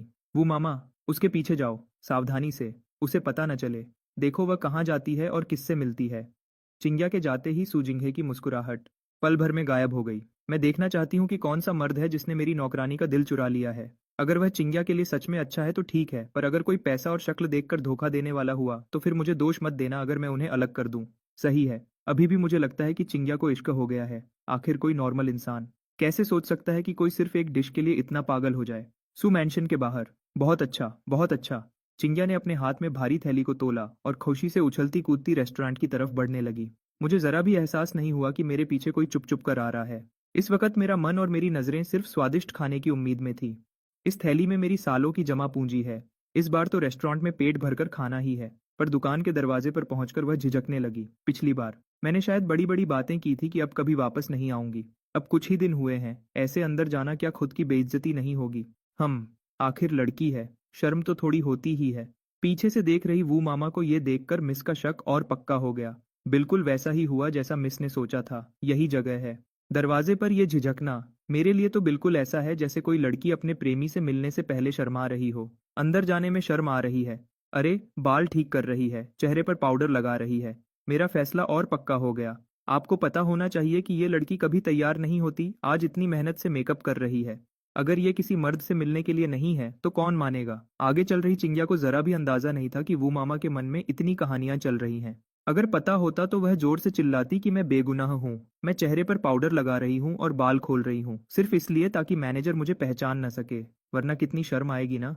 उसने अपने बाल ठीक किए, चेहरे पर थोड़ा और पाउडर लगाया, छोटा शीशा निकाल कर देखा। आखिरकार अब वह पहले जैसी नहीं लग रही थी। चिंग्या ने तसल्ली से शीशा रखा और धीरे धीरे रेस्टोरेंट के दरवाजे के अंदर चली गई। ये बहन कुछ जानी पहचानी लग रही है। क्या आप वही नहीं हैं जो पिछली बार उस कैरेज वाली मिस की नौकरानी थी? दरवाजे में घुसते ही अंदर से मैनेजर की वही जानी पहचानी और चिड़चिड़ी आवाज आई। आपने मुझे कैसे पहचान लिया? मैंने अभी जो मेकअप किया है, मैं तो खुद को पहचान नहीं पा रही। एक नजर में ही पकड़ लिया। ये रेस्टोरेंट का मैनेजर कितना खतरनाक है। कपड़े तो बदले नहीं है तो मेरे लिए ना पहचान पाना मुश्किल है। इस बात को छोड़ो, पिछली बार जो खाना था आपकी मिस ने शायद नहीं खाया होगा ना? चिंग्या की हैरानी के मुकाबले लूमिंग के मन में तो हलचल मच गई थी। इतने दिनों बाद ये नौकरानी अचानक आ गई और इस हाल में है। कहीं ऐसा तो नहीं कि उसकी मिस ने वह प्री कुक्ड खाना खाया और बीमार पड़ गई, अब शिकायत करने आई है? क्या करूं? क्या इसे मॉडर्न हॉस्पिटल ले जाकर स्टोमक वॉश करवाऊं? आपको कैसे पता कि मेरी मिस ने नहीं खाया? लूमिंग का ये सवाल सुनकर चिंग्या और हैरान हो गई। मुझे कैसे पता होगा? मैं तो आपसे पूछ रहा हूँ। चलो अच्छा है, आपकी मिस ठीक है तो अच्छा है। मैंने पहले ही कहा था कि मेरा खाना साफ नहीं है। नहीं खाया सुनकर लूमिंग ने तुरंत राहत की सांस ली। बस उसकी मिस ठीक होनी चाहिए। मेरा खाना नहीं खाया तो कुछ भी हो जाए, इल्जाम मुझ पर नहीं आएगा। तुम तुम तुम तुम इतने छोटे दिल के क्यों हो? लूमिंग को फिर से साफ नहीं है वाली बात कहते सुनकर चिंग्या की आंखों में आंसू आ गए। बस एक बार कह दिया कि साफ नहीं है तो क्या अब तक वही पकड़े बैठे हो? मैं कहाँ छोटे दिल का हूँ? लूमिंग परेशान हो गया। मुझे लगता है मैं तो काफी उदार हूँ। पिछली बार बस कह दिया था कि आपका खाना साफ नहीं है, हमने हर्जाना भी दिया, पैसे भी दिए, आप अभी भी वही बात क्यों पकड़े बैठे हैं? चिंग्या कहते कहते रोने लगी। चेहरे पर जो मेकअप किया था वह फैल गया और वह बिल्कुल एक जोकर जैसी लगने लगी। पर मेरा खाना सच में साफ नहीं है, खाने के बाद शायद पेट खराब हो जाए। लूमिंग खामोश हो गया। आजकल सच बोलने पर कोई यकीन क्यों नहीं करता? आप फिर बोल रहे हैं। चिंग्या सच में गुस्से में रो पड़ी। अच्छा अच्छा अच्छा, नहीं बोलूंगा। आपकी मिस ठीक है तो ठीक है। जब वह ठीक है तो तुम यहाँ क्यों आई हो? लड़की को रोते देख लूमिंग को हमेशा लगता है कि वह किसी को परेशान करने वाला अंकल है। हम मैं खाना खाना चाहती हूँ, चिंग्या ने धीरे से कहा। खाना? नहीं, तुम्हें नहीं बेच सकता। लूमिंग ने साफ इनकार कर दिया। पिछली बार किस्मत अच्छी थी कि कुछ नहीं हुआ, इस बार फिर बेचा और अगर कोई दिक्कत हो गई तो जिम्मेदार कौन होगा? क्यों? चिंग्या ने सोचा नहीं था कि लूमिंग इतनी आसानी से मना कर देगा। मैंने बताया ना, साफ नहीं है। लूमिंग को थोड़ा सर दर्द होने लगा। ये लड़की समझ क्यों नहीं रही है? साफ नहीं है वो आप फिर कह रहे हैं साफ नहीं है। पिछली बार वाला पूरा खाना मैंने ही खाया था। वो आपका खाना साफ है या नहीं क्या मुझे नहीं पता। आप बस कंजूस हैं, मुझसे बदला लेना चाहते हैं। मालिक, मेरी गलती है। मैं आपके आगे घुटने टेक कर माफी मांगती हूँ। क्या ये काफी नहीं है? जब से पिछली बार आपके यहाँ खाना खाया मैं कुछ खा पी नहीं पा रही, बस वही खाने का मन करता है। इन दिनों बस यही सोच रही हूँ। काम भी ठीक से नहीं हो रहा। अगर ऐसा ही चलता रहा तो मेरे मालिक मुझे निकाल देंगे। मेरी गलती है, मुझे सच में अपनी गलती का एहसास है। मेहरबानी करके मुझे माफ कर दीजिए। बस एक बार खाने दीजिए, सिर्फ एक बार, वरना मेरा किसी काम में मन नहीं लगता। चिंग्या रोते रोते घुटने टेकने लगी। अरे अरे अरे, घुटने मत टेको, मैं ये बर्दाश्त नहीं कर सकता। और ऐसी बातें मत करो, मेरा रेस्टोरेंट एक इज्जतदार जगह है। तुम ऐसा कहोगी तो जो नहीं जानते वह सोचेंगे कि मेरे खाने में कुछ गलत चीज मिली है। लूमिंग को बात कुछ अजीब लगने लगी। भले ही मेरे खाने में थोड़ी टेक्नोलॉजी है, पर बस उतना ही, कोई बैन चीज बिल्कुल नहीं है। ये कुछ खा पी नहीं पा रही क्या होता है? क्या उन प्री कुक्ड पैकेट्स में इतनी ताकत है? क्या वह वही चीज नहीं है जो कुत्ते भी नहीं खाते? उसे क्या पता कि इस जमाने में खाना बनाने में इतने मसाले नहीं होते। यहाँ तक कि राजधानी के बड़े रेस्टोरेंट्स में भी खाना बनाने में ज्यादा से ज्यादा बस थोड़ा सुअर का तेल और नमक डालते हैं। यहाँ तक कि कुकिंग वाइन, प्याज, अदरक और लहसुन का इस्तेमाल करके स्मेल हटाना भी एक ऐसा राज है जो ज्यादा लोगों को नहीं पता। और जहाँ तक बात है कि सुअर के मांस को मैरिनेट करने से स्वाद बढ़ता है, ये राज तो बाद के जमाने में पता चला था। इस ऐसे जमाने में जहाँ बस उबाल कर खाना मिल जाए, वहाँ इतने सारे मसाले किसी डायमेंशन ब्रेकिंग हमले से कम नहीं है। ये बिल्कुल ऐसा है जैसे घर के कुत्ते ने इंसानों का बचा हुआ खाना खाने से पहले उसे वही फीका डॉग फूड खिलाओ तो वह खा लेता है, पर एक बार स्वादिष्ट खाना चख लिया तो फिर वापस डॉग फूड खाने को बोलो तो वह देखता भी नहीं। क्यों? क्योंकि उसमें कोई स्वाद ही नहीं है। अगर आप मुझे नहीं बेचोगे तो मैं यहाँ से नहीं उठूंगी। चिंग्या ने गर्दन अकड़ ली। अब उसे इज्जत की परवाह नहीं थी। इज्जत क्या होती है? क्या इज्जत खाने से ज्यादा जरूरी है? अच्छा अच्छा अच्छा, बेचूंगा बेचूंगा। अगर बीमार पड़ गई तो मुझे मत ढूंढना। और हाँ, मेरे खाने के दाम बढ़ गए हैं, 50 वेन एक डिश। अगर महंगा लगे तो दरवाजे से बाहर निकलो और बाएं मुड़ जाओ। लूमिंग के पास कोई चारा नहीं था। ये क्या मुसीबत है? महंगा नहीं है, महंगा नहीं है। मालिक, आपका बनाया खाना सबसे स्वादिष्ट है, तो मुझे 3 प्लेट नहीं 7 प्लेट चाहिए। चिंग्या तुरंत खड़ी हो गई और उंगलियों पर गिनने लगी। 7 प्लेट? क्या तुम इतना खा पाओगी? लूमिंग ने चिंग्या के पतले शरीर को देखा और थोड़ा शक किया। नहीं खा पाऊंगी तो पैक करवा कर ले जाऊंगी। नहीं, पैक नहीं कर सकते। पैक करने का 10 तेल चांदी लगेगा। बस 3 प्लेट चाहिए या नहीं? लूमिंग के मन में चिंता थी। ये सब फ्रोजन खाना है, पैक करके ले जाओगी तो ठंडा हो जाएगा। वह एहसास अजीब होगा, जैसे दोबारा फ्रीज किया गया हो। ये खाना पहले ही फ्लैश फ्रीज किया गया था, दोबारा गर्म करने से उसका फ्लैश फ्रीज स्टेट खराब हो गया है। अगर ठंडा हो गया तो बैक्टीरिया पनप जाएंगे, चाहे दोबारा गर्म करो स्वाद तो जाएगा ही, पेट खराब होने का खतरा भी बहुत बढ़ जाएगा। ठीक है, 3 प्लेट ही सही, मैं खाऊंगी। चिंग्या अब चुन चुन कर मांगने की हिम्मत नहीं कर सकती थी। जो मिल रहा है वही बहुत है। ज्यादा से ज्यादा मिस से और मिन्नत करूंगी कि मुझे और बार बाहर भेजे। ये जगह ज्यादा दूर नहीं है, मैं दौड़ कर आ सकती हूँ। ठीक है, इंतजार करो। लूमिंग किचन में वापस गया। वही जाना पहचाना 3 minute. Ding! Sweet and Sawar pork, twice cooked pork, 3 dishes तैयार हो गई। वाह, बहुत अच्छा, बहुत खुशबू आ रही है। शुक्रिया मालिक। खाना टेबल पर आते ही चिंग्या ने बेसब्री से बड़े बड़े निवाले खाने शुरू कर दिए। लूमिंग बस सर हिलाता रहा। ट्वाइस कुक्ड पोर्क बहुत तेल वाला है, कैलोरीज का बॉम्ब है। कंग पाओ चिकन, चिकन को तेल में तलकर बनाया है और ऊपर से टोमेटो केचप का इस्तेमाल किया है। ये तरीका बिल्कुल असली नहीं है। स्वीट एंड सावर पोर्क की तो बात ही मत करो, स्टार्च इतना ज्यादा है कि क्रिस्पीपन ही खत्म हो गया। इन 3 डिशेस को कोई कैसे स्वादिष्ट कह सकता है? देखते ही पता चलता है कि इसे खाने की असली समझ नहीं है। स्वादिष्ट, सच में बहुत स्वादिष्ट। एक वक्त का खाना। चिंग्या ने पूरे आधे घंटे तक खाया, तब जाकर उसे तसल्ली मिली।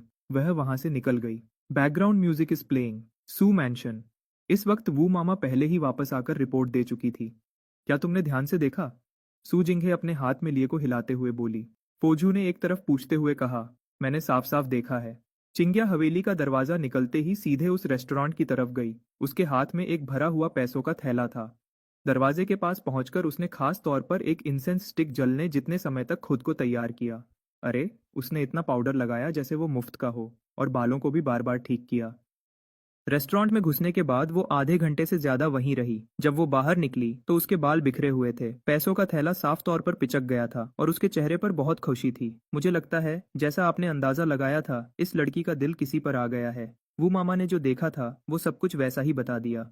क्या तुम्हें यकीन है कि वो रेस्टोरेंट में खाना खाने नहीं गई थी? ऐसा कैसे हो सकता है? कोई आधे घंटे से ज्यादा खाना कैसे खा सकता है? कौन खाना खाने से पहले एक इंसेंस स्टिक जलने जितना समय तैयार होने में लगाता है? और वैसे भी चिंग्या कोई पेटू लड़की नहीं है। पहले तो वो सबसे ज्यादा कंट्रोल करती थी, एक निवाला भी ज्यादा नहीं खाती थी। वो मामा ने बार बार अपना सर हिलाया। ठीक है, समझ गई, जाओ यहाँ से।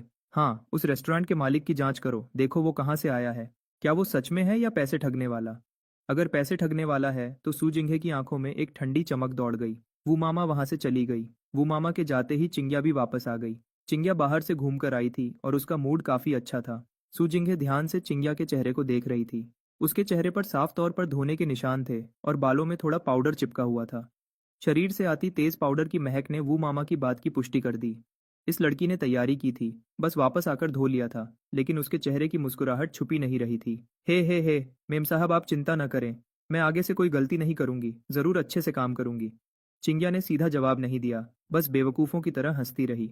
हम आज कहाँ गई थी? खाना खाने, उसी पुराने रेस्टोरेंट में। चिंग्या ने बहुत कुछ बोल दिया, लेकिन मैं कैसे मान सकती थी?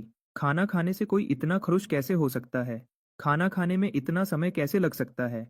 खाना खाने के लिए पाउडर और मेकअप करने की क्या जरूरत थी? भूत ही माने। भगवान जैसा स्वाद, दुनिया का सबसे बेहतरीन खाना, ये सब बहाने हैं। इतने सारे झूठ बोलने के लक्षण। इस वक्त चिंग्या की सफाई बिल्कुल ऐसी लग रही थी जैसे कोई बच्चा अपने माँ बाप से अपना पहला प्यार छुपा रहा हो। जितना ज्यादा वो बोल रही थी उतना ही वो झूठी लग रही थी। लेकिन मैंने उसे रोका नहीं। चोर को तब पकड़ो जब वो चोरी कर रहा हो, और धोखेबाज को तब जब वो रंगे हाथ पकड़ा जाए। जब मेरे पास पक्का सबूत होगा तब देखती हूँ ये लड़की कैसे झूठ बोलेगी। अगले कुछ दिनों तक चिंग्या रुक रुक कर छुट्टी लेकर बाहर खाना खाने जाती रही और सुजिंगे ने इजाजत दे दी। मुझे एक सही मौके की तलाश थी और इस मौके के लिए सबसे जरूरी था कि पहले सब कुछ अच्छे से जांच लूं। रेस्टोरेंट का काम हमेशा की तरह चल रहा था। लूमिंग का दुकान खोलने का समय अब और भी अनियमित हो गया था। वैसे भी वहां कुछ ही रेगुलर कस्टमर्स थे, दुकान खुले या ना खुले कोई फर्क नहीं पड़ता था। चिंग्या के हर कुछ दिन में एक बार आने के अलावा बाकी सिर्फ वांग चंग था जो कभी कभी आ जाता था, ब्याओजू के गार्ड्स को खाना खिलाने के लिए। सच कहूं तो वांग चांग के आने की फ्रीक्वेंसी सबसे ज्यादा थी। जब भी कोई काम नहीं होता वो यहाँ भागा चला आता था। उसके नीचे वाले घोड़े की भी मेहनत है। आज वांग चांग फिर आया, लेकिन इस बार वो अकेला नहीं था, बल्कि वो पूरी एक एस्कॉर्ट टीम को लेकर आया था। मालिक, खाना लाओ, जो भी अच्छा है सब मेरे लिए ले आओ। दरवाजे में घुसते ही वांग चांग ने जोर से चिल्लाकर कहा, जैसे वो अपने घर वापस आ गया हो। ओह, इतने सारे लोग, क्या तुम कहीं दूर जा रहे हो? लूमिंग ने एक नजर डाली। दर्जनों लोगों की टीम काफी शानदार लग रही थी। टीम के बीच में कुछ घोड़ा गाड़ियां थीं जिन पर दर्जनों बॉक्स रखे थे। वो काफी भारी लग रहे थे, देखकर ही लग रहा था कि वो कीमती हैं। हाँ, इस बार बाहर जाने में कुछ महीने लगेंगे। फिर से लंबे समय तक आपके हाथ का खाना नहीं मिल पाएगा मालिक, वांग चांग ने उदास होकर कहा। लेकिन मैं सही और गलत में फर्क समझता हूँ। खाना तो बस खाना है, असली काम तो ब्याओजू की जिम्मेदारी निभाना है। जब काम ना हो तो यहाँ आकर खाना पीना ठीक है, लेकिन काम के वक्त तो सफर करना ही पड़ेगा, वरना इतनी बड़ी विरासत कुछ पीढ़ियों में ही खत्म हो जाएगी। बात तो सही है। वैसे तुम कहाँ जा रहे हो? लूमिंग ने सर हिलाया और यूं ही पूछ लिया। इस बार कुछ सामान क्वांझो पहुंचाना है। रास्ता बहुत दूर तो नहीं है, लेकिन आजकल दक्षिण में थोड़ी गड़बड़ है, इस रास्ते पर शायद सब कुछ ठीक ना हो। वांग चांग ने सर हिलाया, उसका चेहरा कुछ उदास था। दक्षिण में गड़बड़ है? मैं जब से यहाँ आया हूँ इसी केहुओ टाउन में हूँ, कभी बाहर नहीं गया। बाहर की स्थिति के बारे में मुझे कुछ नहीं पता, लेकिन केहुओ टाउन की जिंदगी को देखकर लगता है कि सब कुछ शांत है, बस थोड़ा गरीब है, वरना और कुछ नहीं। मुझे लगा बाहर भी सब ऐसा ही होगा। हाँ, इन सालों में दरबार ने कोशिश तो बहुत की है, लेकिन दक्षिण में सिर्फ पहाड़ और नदियां हैं, अनाज उग नहीं पाता। अगर व्यापारी और दरबार उत्तर से अनाज न मंगवाते तो शायद कब का भुखमरी आ गई होती। लेकिन पिछले कुछ सालों से उत्तर में या तो भयंकर सूखा पड़ा है या बाढ़। खुद का अनाज ही काफी नहीं है तो दक्षिण को कहाँ से देंगे? अब वहां हर जगह पहाड़ों पर कब्जा करने वाले डाकू हैं। बहुत गड़बड़ है वहां, वांग चांग ने थोड़ी चिंता से कहा। हम जैसे एस्कॉर्ट करने वालों के लिए ये स्थिति अच्छी भी है और बुरी भी। अच्छी ये है कि ब्यावजू का काम बढ़ गया है, बुरी ये है कि खतरा बहुत बढ़ गया है। कुल मिलाकर वो रास्ता बिल्कुल भी अच्छा नहीं है, तो रास्ते में अपना ख्याल रखना। लूमिंग को समझ नहीं आया कि क्या कहे। मैं कोई मसीहा नहीं हूँ, दुनिया के लोगों को नहीं बचा सकता। यहाँ तक कि मॉडर्न जमाने में भी कुछ देशों में लोगों को खाना नहीं मिलता। अगर उस जमाने में शेन्नोंग जैसे लोग न होते तो शायद वहां की स्थिति भी इससे बेहतर न होती।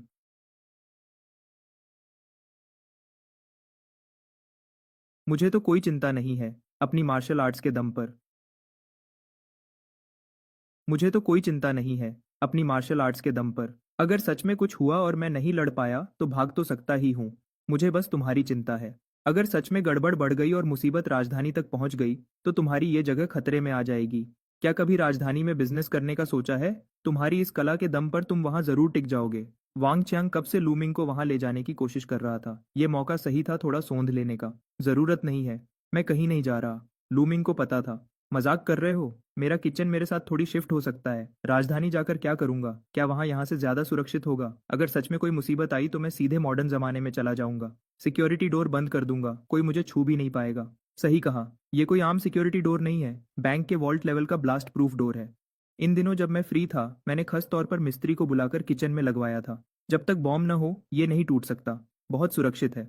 कुछ मिस्त्रियों को समझ नहीं आया कि किचन में ब्लास्ट प्रूफ डोर क्यों चाहिए, लेकिन पैसे लिए और काम कर दिया। हर किसी की अपनी पसंद होती है। उन्होंने मेरी पसंद का सम्मान किया, या अगर सम्मान नहीं भी किया तो पैसों का तो सम्मान करना ही पड़ेगा।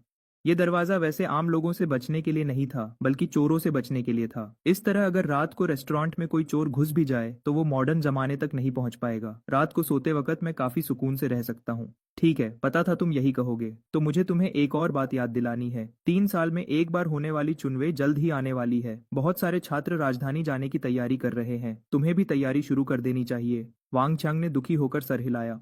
लगता है घर बैठे स्वादिष्ट खाने की आजादी का सपना अब पूरा नहीं होगा। चुनवे? क्या वो अगले साल शुरू नहीं होने वाली? अभी तो सिर्फ मार्च है, पूरा 1 साल बाकी है। और वैसे भी मैं कोई एग्जाम थोड़ी दे रहा हूँ, तैयारी किस बात की? लूमिंग ने हैरानी से पूछा। तुम रेस्टोरेंट चला रहे हो ना? केहुओ टाउन राजधानी जाने का रास्ता है। हर बार बहुत सारे छात्र यहाँ से गुजरते हैं। बेशक अब वो आमतौर पर बगल से निकल जाते हैं, लेकिन वो इसलिए क्योंकि पहले केहुओ टाउन में खाने पीने की जगह नहीं थी। अब तुमने दुकान खोल ली है तो हो सकता है कोई आ जाए। नहीं, ये पक्का है कि लोग आएंगे। मैं ये नहीं कह रहा, लेकिन वो गरीब छात्र, क्या तुम्हें यकीन है कि वो मेरे यहाँ का खाना अफोर्ड कर सकते हैं? लूमिंग को शक था। मैंने कहानियों में देखा है, कोई भी छात्र अमीर नहीं होता। सब अमीर घर की लड़कियों, कोठे की औरतों या घर की पत्नी के पैसों पर पलते हैं, तभी राजधानी एग्जाम देने का खर्चा निकलता है। इस तरह से भी उन्हें पैसे बचाकर चलना पड़ता है। ऐसे लोग 50 वेन का एक डिश अफोर्ड कर पाएंगे? शायद थोड़ा मुश्किल है। बैकग्राउंड म्यूजिक बज रहा है। तुम ये क्या कह रहे हो? जो चुनवे देने जा रहे हैं वो सब जूरन है। रास्ते में बहुत से अमीर व्यापारी होते हैं जो पैसे देने को तैयार रहते हैं। बेशक ये पैसे मुफ्त में नहीं मिलते, इसलिए ज्यादातर लोग खुद ही मैनेज करना पसंद करते हैं। लेकिन जूरन खुद भी कुछ कमाते हैं, एक वक्त का खाना तो अफोर्ड कर ही सकते हैं। लेकिन चुनवे अभी दूर है। मैं तुम्हें च्यूवे के लिए तैयार होने को कह रहा हूँ। सच कहूँ तो हमारे बियाऊजू को खबर मिली है। दक्षिण के कुछ इलाकों में भयंकर आफत आई है। लोग भूखे हैं और सरकारी अफसर संभाल नहीं पा रहे हैं। बहुत सी जगहों पर च्यूवे हो ही नहीं पाएगी, इसलिए दरबार ने फैसला किया है कि उन सबको राजधानी बुलाकर एग्जाम लिया जाए। इस तरह एग्जाम खत्म होते ही सीधे चुनवे की तैयारी शुरू हो जाएगी। बार बार आने जाने का झंझट भी नहीं रहेगा। वांग चांग ने धीमी आवाज में कहा। तो अगर कोई फेल हो गया तो क्या होगा? फेल हो गया तो वापस चला जाएगा। आजकल के जमाने में जिसके पास स्टेटस है उसी की इज्जत है। दरबार इतना कुछ नहीं देख सकता। वांग चांग ने सहज होकर कहा। ठीक है, लेकिन इस तरह से जो लोग च्यूवे देने आएंगे क्या वो और गरीब नहीं होंगे? शायद वो मेरे यहाँ का खाना और भी अफोर्ड नहीं कर पाएंगे। मैं क्या तैयारी करूं? लूमिंग ने आंखें घुमाई। अमीर व्यापारी है ना? जूरन के अलावा जो छात्र टैलेंटेड हैं उन्हें अमीर व्यापारी सपोर्ट करते हैं। इसे इन्वेस्टमेंट कहते हैं। और तुम भी कुछ टैलेंटेड लोगों में इन्वेस्ट कर सकते हो। जब वो भविष्य में कामयाब हो जाए तो तुम्हारे रेस्टोरेंट के लिए कुछ लिख दें या बोर्ड लगा दें तो बिजनेस अपने आप बढ़ जाएगा। शायद 100 साल बाद ये एक मिसाल बन जाए। वांग चांग ने निराशा से कहा। जरूरत नहीं है, मुझे उन चीजों का शौक नहीं है। लूमिंग ने हाथ हिलाया जैसे वो दुनिया से निर्लिप्त हो। उन गरीब छात्रों पर भरोसा करके क्या होगा? अगर सच में मशहूर होना है तो मैं खुद अपने लिए कविता लिख लूंगा। कुछ पुरानी मशहूर पंक्तियां चिपका दूंगा। एक लिटरेरी मास्टर बन जाऊंगा। पक्का उन छात्रों की खट्टे मीठे कविताओं से बेहतर होगा। ठीक है ठीक है, पैसा तो चाहिए ना? वैंग चांग ने फिर एक सांस ली। मुझे सच में नहीं पता था कि लूमिंग इतना जिद्दी है। मैं किसी को एहसान देना चाहता हूँ, ये इतना मुश्किल क्यों है? ये तो अच्छी बात है, लेकिन क्या तुमने नहीं कहा था कि उनके पास पैसे नहीं हैं? लूमिंग ने सर हिलाया। पैसे तो मुझे जरूर चाहिए। पैसे नहीं है इसलिए तो पैसे कमाना आसान है। वांग चांग ने सहज होकर कहा। आह, ये सुनकर मैं कंफ्यूज हो गया। लूमिंग को लगा कि इस वक्त जो उसने सुना वो इंसानी बात नहीं थी। हम सोचो, वो सब छात्र और जूरन, क्या उन्होंने 10 साल तक मेहनत नहीं की? रोजाना सादा खाना खाकर आदत हो गई है। मुंह में स्वाद ही नहीं बचा होगा। इतना लंबा सफर, इतनी थकान। जब तुम्हारे यहाँ पहुंचेंगे और खुशबू सूंघेंगे तो कौन नहीं खाना चाहेगा? पैसे कम है, कोई बात नहीं। उनके पास हमेशा पेन, इंक और पेपर तो होता ही है। उनसे कुछ लिखवा लो या पेंटिंग बनवा लो, खाने का बिल चुका देंगे। इन लोगों में से अगर कोई भविष्य में जोंगयुआन बन गया या जिनशी, तो तुम्हारा रेस्टोरेंट पूरे देश में मशहूर हो जाएगा। कहना आसान है, अगर वो फेल हो गए तो मैं रद्दी कागज का ढेर लेकर क्या करूंगा। यहाँ तुम गलती कर रहे हो। पढ़ने लिखने वालों की पेंटिंग और लिखाई मार्केट में वैसे ही कीमती होती है, और मैं तुम्हारी मदद करूंगा। मैं राजधानी में इतने सालों से हूँ, कौन सा स्कूल अच्छा है, कौन से छात्र मशहूर हैं, मुझे सब पता है। तुम बस लो, मैं चेक करूंगा, पक्का नुकसान नहीं होगा। दोनों बात कर ही रहे थे कि बाहर से शोर सुनाई दिया। कुछ छात्र चिंग्या को घेरे हुए थे और खींचतान कर रहे थे। चिंग्या का चेहरा लाल हो गया था, वो पैसों का थैला पकड़े पीछे हट रही थी। बहन, जाग जाओ। हम लोग सफर कर रहे हैं, पैसे खत्म हो गए हैं, एक दिन से खाना नहीं खाया। बहन, आप तो नेक दिल लग रही हैं, क्या कुछ पैसे दे सकती हैं ताकि हम एक रोटी खरीद सकें। मैं, मेरे पास पैसे नहीं हैं, आप लोग जाओ यहाँ से। चिंग्या गुस्से में पैर पटकने लगी। मैं आज खाना खाने आई थी, सोचा नहीं था कि इन गरीब छात्रों से पाला पड़ेगा। लूमिंग ने भौहें सिकोड़ी। दरवाजा धकेलकर बाहर निकला। कुछ लोग मिलकर एक लड़की को परेशान करना, ये सही नहीं है ना? मालिक, माफ कीजिएगा। हम लोग सच में। आगे वाले नीले कपड़े पहने छात्र ने एक लंबी सांस ली और हाथ जोड़कर झुका। वो भूखा और कमजोर दिख रहा था। कपड़े धुले हुए थे लेकिन पुराने और सफेद पड़ चुके थे। आस्तीन भी घिस गई थी। मैंने उन पर एक नजर डाली। कुल 5 लोग थे, सभी नौजवान थे। उनकी आंखें तो साफ थीं, बस उनके चेहरे पर गहरी थकान और परेशानी साफ दिख रही थी। अंदर आ जाओ। मालिक, हम शायद ज्यादा पैसे नहीं दे पाएंगे।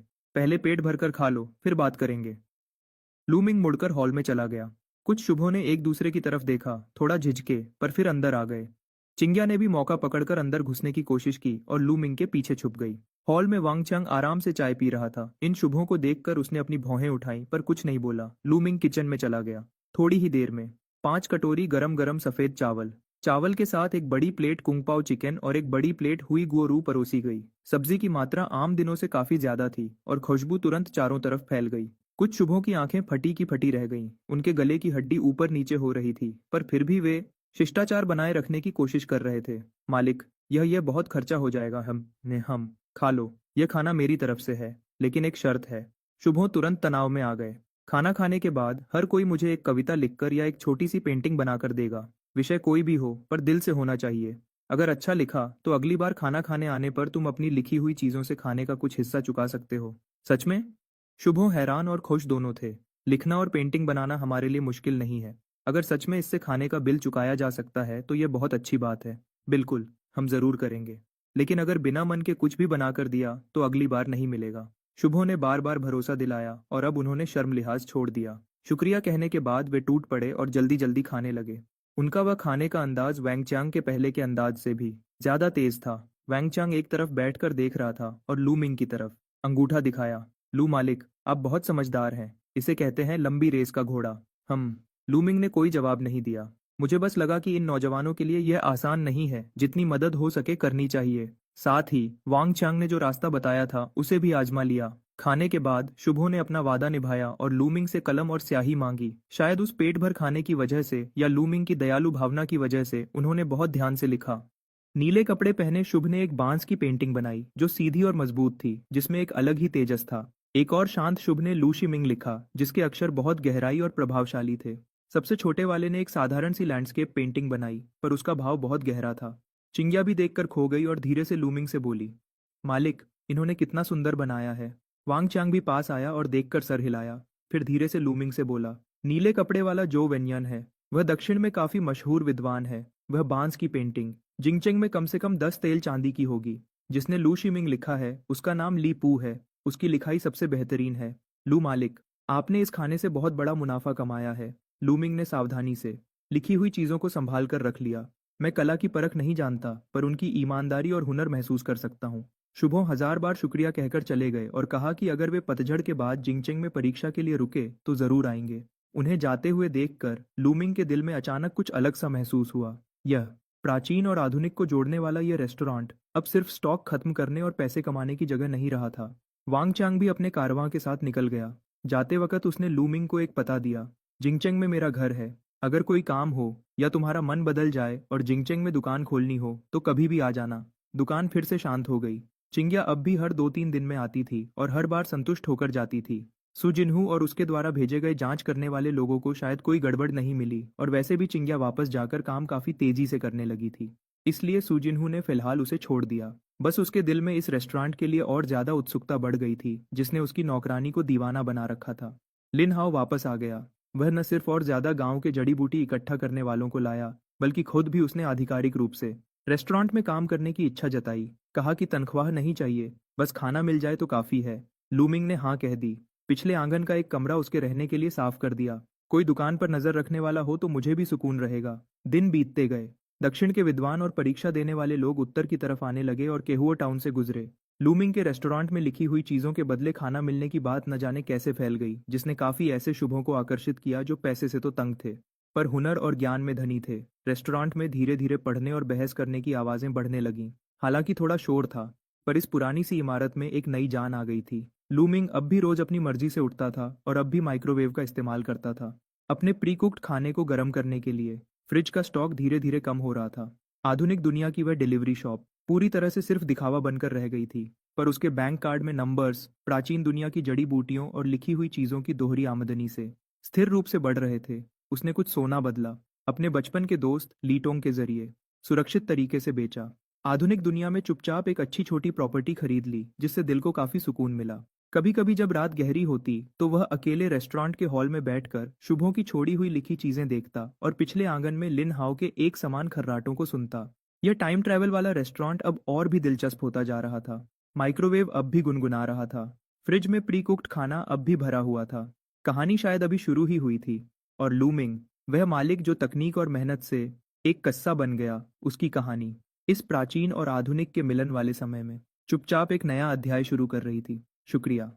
ये वाला 10 10 10 10 10 10 10 10 के 2 का 1 है।